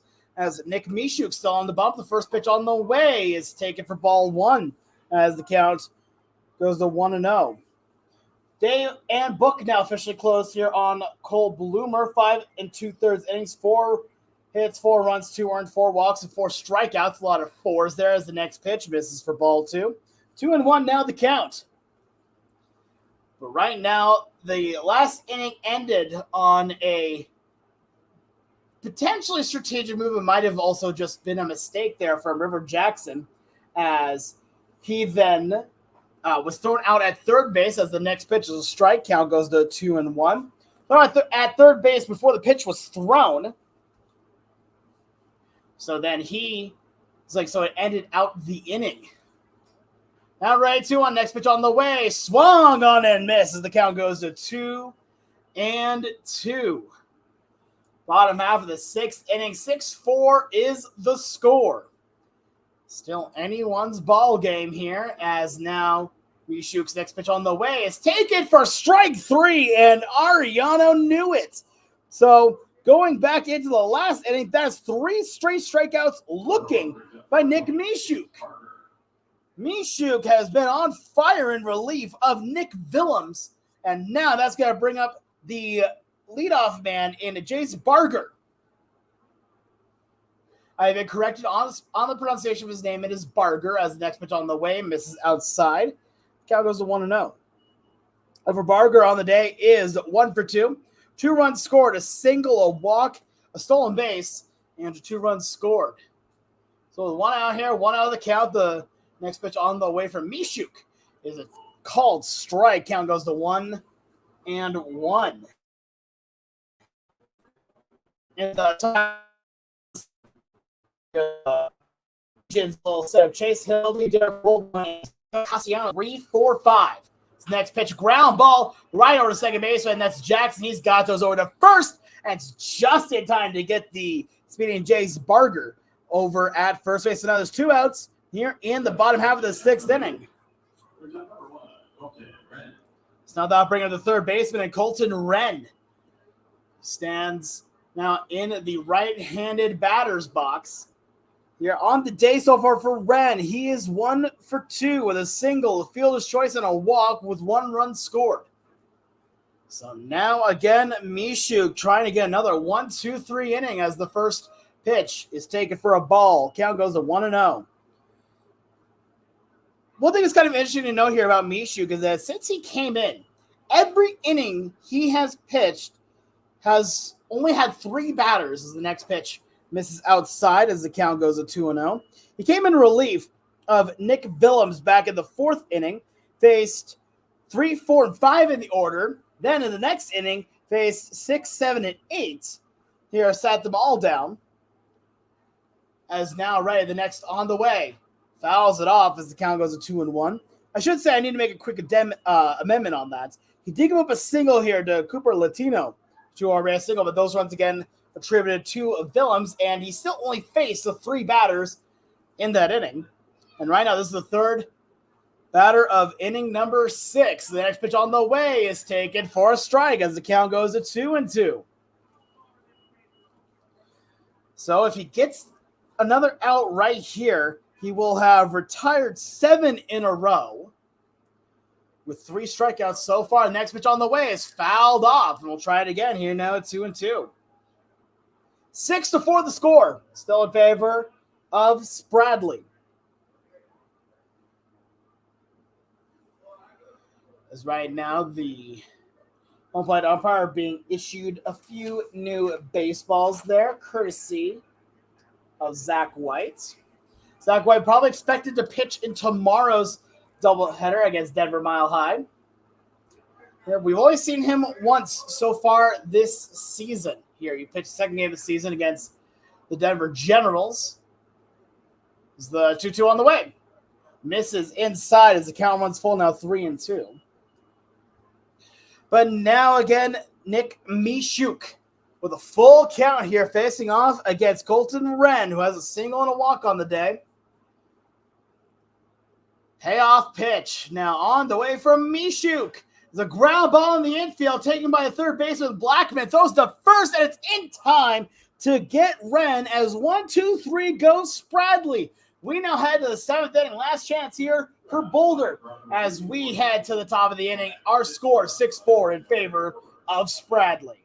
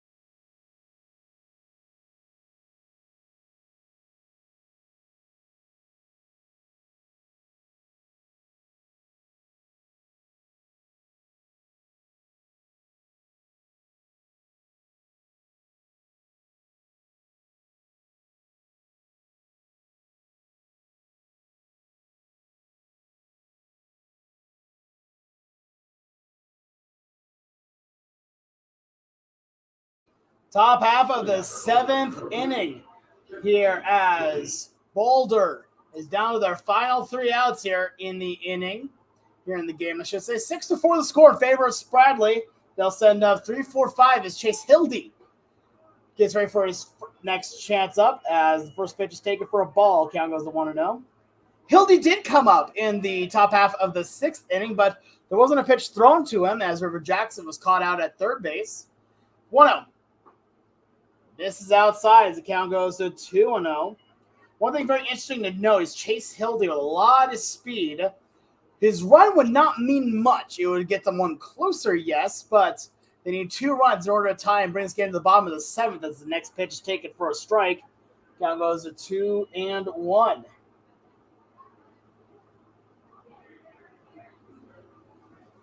But 2-1 the count here. Chase Hildy with a single, a walk, and a stolen base already. His next one is driven deep to right field. Going back is Ariano. He's looking for it. He can't find it. That's going to be a base hit. Rounding second, heading for third is Hildy. The throw into third will not exist as he slides in head first with a lead-off triple. Chase Hildy absolutely creamed that baseball into deep right field. And now the tying run is at the dish in Derek Woolwine. Talk about a spark plug here for Boulder, as now a big triple keeps things going here in the inning with nobody out. As now the first pitch on the way to the hitter here, and Derek Woolwine is taking high for a ball. Count goes to 1-0. Andrew Plute, the man on the bump, facing off here against Woolwine. The 1-0 on the way. Is taken for a strike on the fastball. Count goes to 1-1.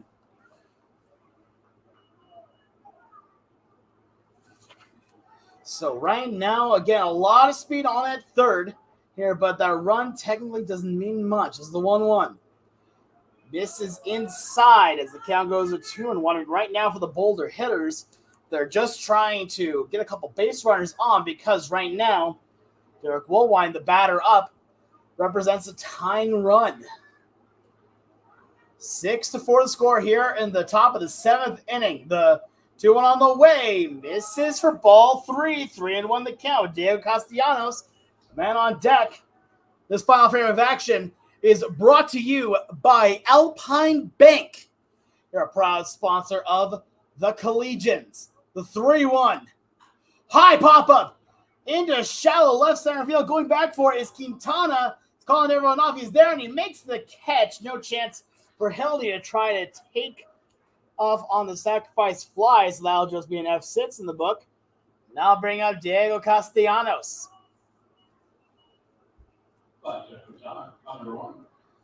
So now Diego Castellanos comes up to the dish on the day. He's 0-for-1 with a strikeout, hit by pitch, and a sacrifice fly RBI. One of the 4 runs in for Boulder as the first pitch misses high. Count goes to 1-0.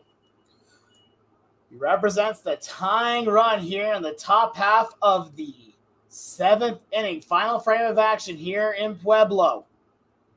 Now, Ray, next pitch on the way. Misses low for ball 2. 2-0 the count. If he gets on, then the batter on deck would represent the go-ahead. So now, right, here we go. The 2-0 pitch on the way is taken for a strike as the count goes to 2-1. Hildy led off the inning with a big triple into right field as Ariano could not make the play. The 2-1 pitch on the way. Misses inside for ball 3. 3-1 the count. Same count that Woolwine had just a moment ago. As Woolwine got to that 3-1 count, then had a fly out to the shortstop there in Quintana. And now 1 ball puts him on at first base. 3-1 the count. Next pitch on the way is taken for a strike. So the count now is absolutely stuffed. Full count. 3-2 with 1 out. Here in the top half of the 7th inning. 6-4 is the score.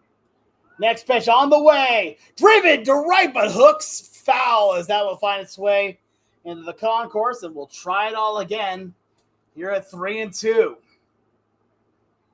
Runner on at third base after the leadoff triple is Chase Hildy.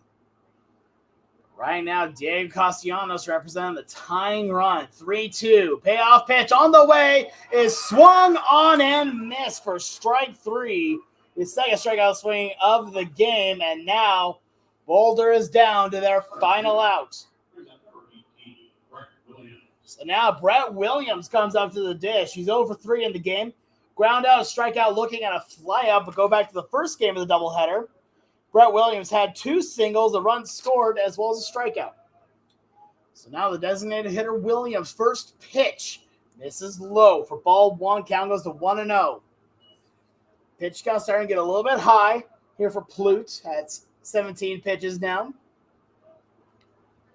The next pitch on the way. Fouled that one off, right off the head.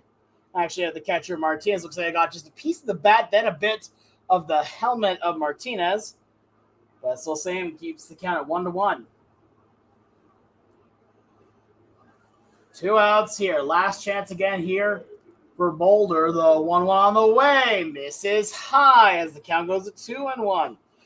Give the Boulder hitters credit here as they are really making work for these outs here in the inning. Each one of them, except for the triple by Hildy, has gone to a 3-ball count as the next pitch misses high. So make it another 3-ball count. 3-1 with Luke Blackman, the man on deck. A walk here would put the tying run on base. The 3-1 pitch on the way is fouled off to the right side. And now the count is full once again, 3-2.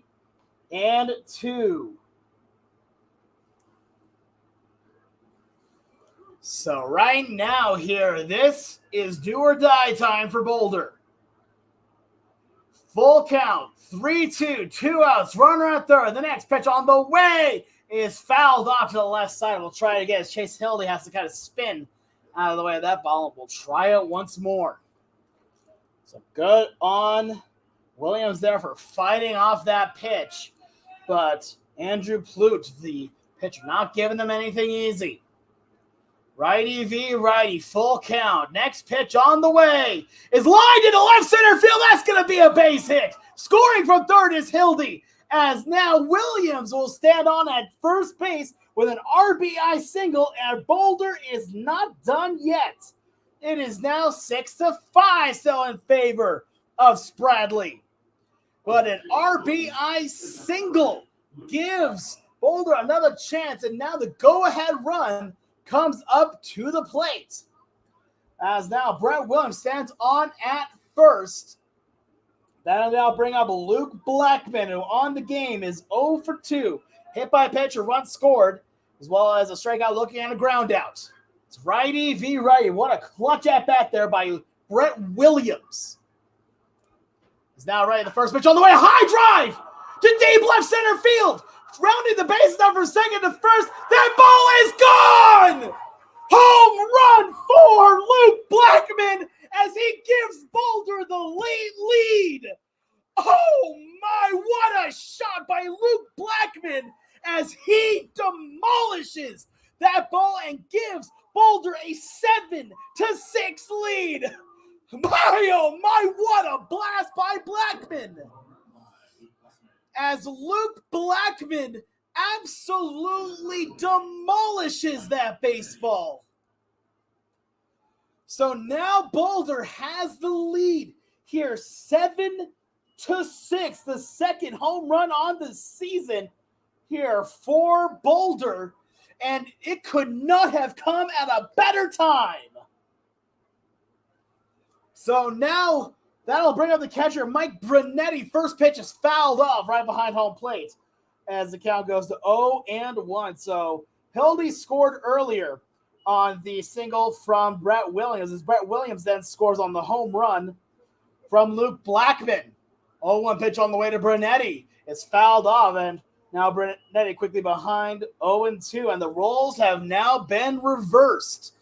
As right now, going into this inning, Boulder was down 2, and now they are up 1 off of some amazing hitting by Luke Blackman and clutch hitting as well by Brett Williams. On to the count here on Brunetti. Next pitch on the way is a high pop-up into right field. Going for it now is Ariano. He's there, and he makes the catch, but the 2-run home run from Luke Blackman and the RBI single by Brett Williams gives Boulder the lead here, 7-6, as we head into the bottom of the 7th inning. Boulder leads it for the first time this game, 7-6.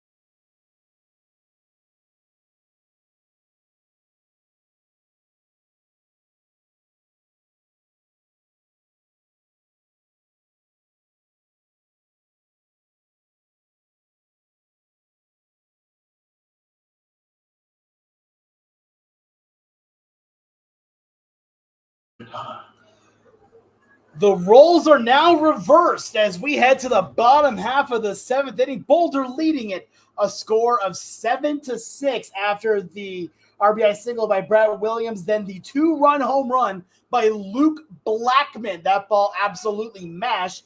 And now Boulder with a chance to win as the next pitch swung on and missed here to Joe Quintana as the count goes to 0-1. New pitcher on the mound here, Noah Tofan, is on the bumps today as down for Nick Mishuk after 2 2/3 innings, giving up just 1 hit, no runs, no walks, and 3 strikeouts. As the next pitch, a high pop-up into shallow right field, but right there is Middleman, and he will make the catch. So that's 1 down here in the 7th.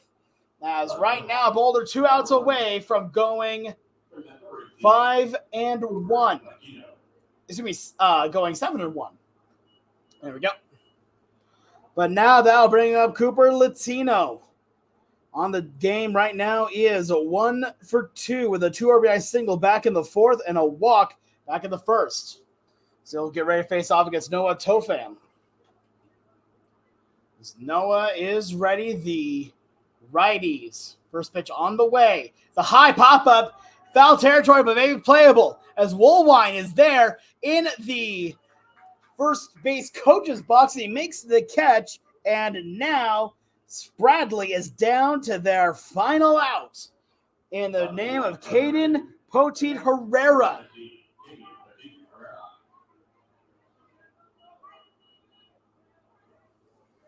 So right now, Boulder 1 out away from their next win here, but they still have to get by now. Caden Poteet, as next pitch is driven deep to right, but hooks foul. As Poteet Herrera there put an absolute charge into that one, but it goes foul. Looks like it might find its way over to the T-ball field over the right side. If that one stayed fair, we'd have ourselves a tie ball game at 7-7.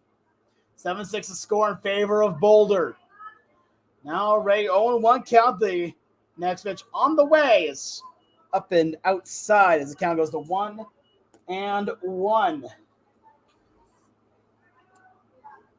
But Noah Tofan coming in trying to get the save here in a game where Boulder did not lead it until the end of the top of the 7th. The 1-1 on the way just misses as the count goes to 2-1. Just shows more and more. Go back to the keys of the game I brought back at the beginning of the first game. Never give up. This team does not ever give up. The 2-1 is outside check swing. Says he does not go. No appeal down to the base umpire as the count now goes to 3-1. He would represent the tying run. And the next batter up would represent the winning run. But Tofan would like to set them down 1-2-3 if he can. Now ready. Noah takes a look up to the sky. Now delivers a high drive in a deep right center field. Going back is Hildy. He's there, and that is off the wall. That's going to be extra bases. He will stay at second base as that is a 2-out double, and Spradley is not out of it just yet. They now have the tying run on in scoring position with designated hitter in Joey Cardinal. So now the winning run comes up to the plate in the name of Joey Cardinal, but the tying run is now on at second here as Caden Poteet Herrera is being taken out of the game. Looks like he's going to have a pinch runner coming in for him. And we'll see who it's going to be. It looks like they just kind of put him into the dugout. Now coming out here, it looks like it's going to be number 5. Here, a pinch running now here for him as number 5 is going to be Ortiz, which is surprising as Ortiz is also the courtesy runner for Greg Martinez. Not sure what the rules are on that one here as the next pitch on the way is taken high for a ball to Joey Cardinal as the count goes to 1-0. But Ortiz, now the tying run on in scoring position. A single here would tie it up. 7-6 to score. Now right, next pitch on the way. Misses inside for ball 2-2-0. Now the count. This game is not over yet. Here, Boulder took the lead in the seventh off of the home run from Luke Blackman. And now it's still a one-run game. His next pitch swung on and missed by Cardinal. The count goes to 2-1. But right now, this has been an absolutely incredible ball game, no matter which way it goes. Ready, the 2-1 on the way is in the dirt. A great block there by Brunetti to keep the runner on at second. But the count now goes to 3-1.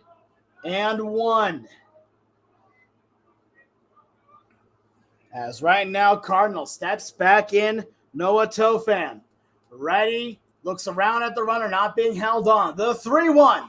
High pop-up. This could do it. Still in the infield. Tofan calls it off. No, it's going to be Blackman. Calls it off. The man who gets the homer to end this, to take the lead, ends the game with a pop-up. And Boulder comes from behind to win this one. A final score of 7-6. And what a ball game it was. An absolute drama fest, as I could really only say, as Boulder never held the lead of this game until there were 2 outs in the top half of the final frame, and they came back and won it. What a game here for Boulder. We'll be back in a few minutes with the Happy Tolls, and we're also going to have interviews from a couple of players as well. You are watching this game on Boulder Collegians YouTube.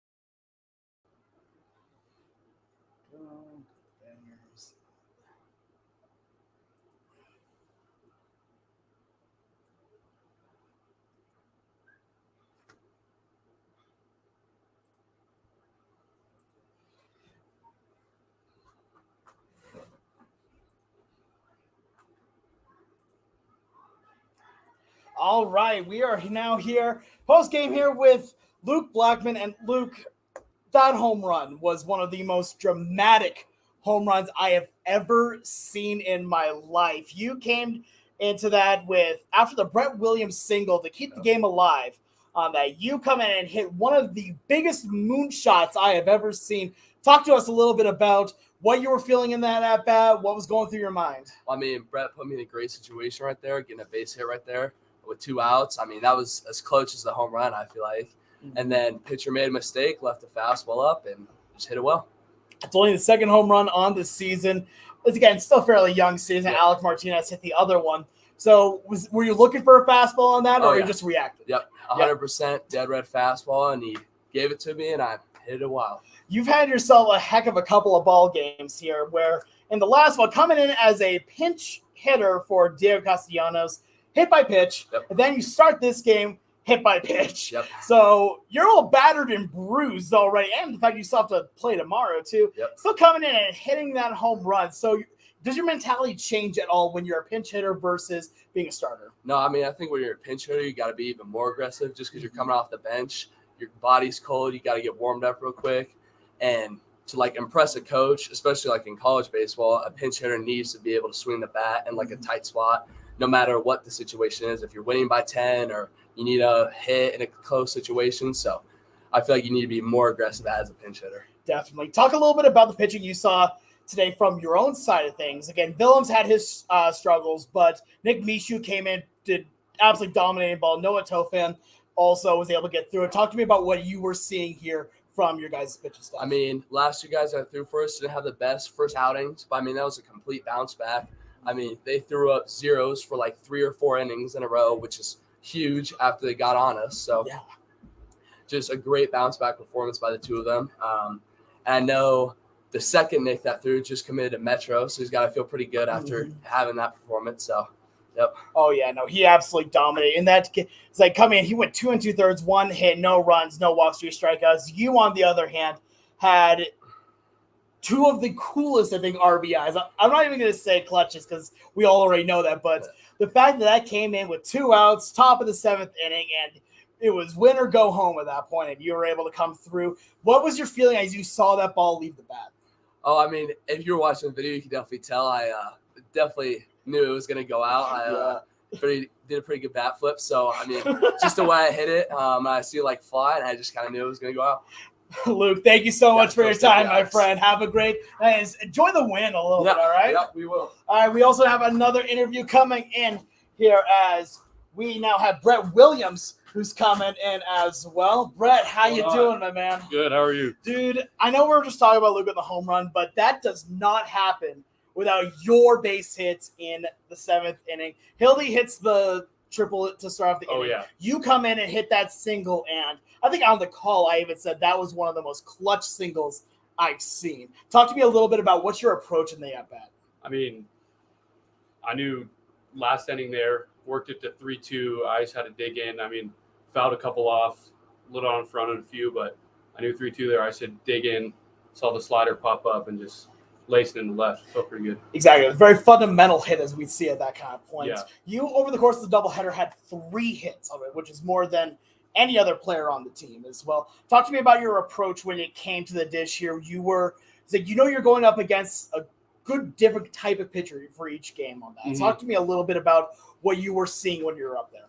I mean, I'm just trusting my feels, trusting my swing, trying to get a ball in front, pepper all sides of the field. I mean, I saw the ball pretty well today. I mean, second game there, their first pitcher was pretty good. I had a tough first couple of bats, but, just coming to the last inning, just trusting what I could do. Definitely trust in that. You caught in the first game, DH in the second one. How do you feel for going into tomorrow's doubleheader?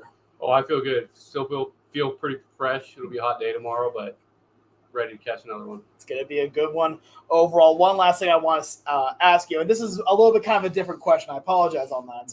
I was at practice for you guys on Monday, and I was noticing you were the last one to leave the park. You were the one that was doing extra sprints on that. But talk to me a little bit about your work ethic when it comes to preparing for these games here, whether you're catching, whether you're DHing, whether you're playing anything else? Talk a little bit about how you prepare and your work ethic. Yeah, I mean, baseball's hard enough. I just try to do as much as I can to, I mean, get the best edge I can get. Just working on staying athletic this summer, staying in good shape. So I work pretty hard. Definitely. All right, Brett, thank you so much for your time. Thank I you. appreciate it, boss. Yes, sir. Those are Luke Blackman and Brett Williams here as we are done here from today. An amazing couple of ball games here between Boulder and Spradley here. Looking at the final totals here as well. I mean, you saw what was going. Winning pitcher from this game will be Nick Mishuk. Losing pitcher is Andrew Plute, with the save going to Noah Tofan. Here, it has been an absolutely incredible experience here today from Historic Hobbs Field. And while there have been a lot of amazing names that have played here, the name of the Boulder Collegians now adds their name to that list in one of the most dramatic victories that we have ever seen in Boulder history. But that's going to do it for us here in Pueblo. Here, I'm Alex Clark, your broadcaster. Thank you so much to everyone for tuning in. Have a great rest of your night. Stay safe. And I hope to see you all real soon. Tomorrow, we've got a doubleheader against Denver Mile High, as they will be in the friendly confines of Scott Carpenter Park. We'll see you all there.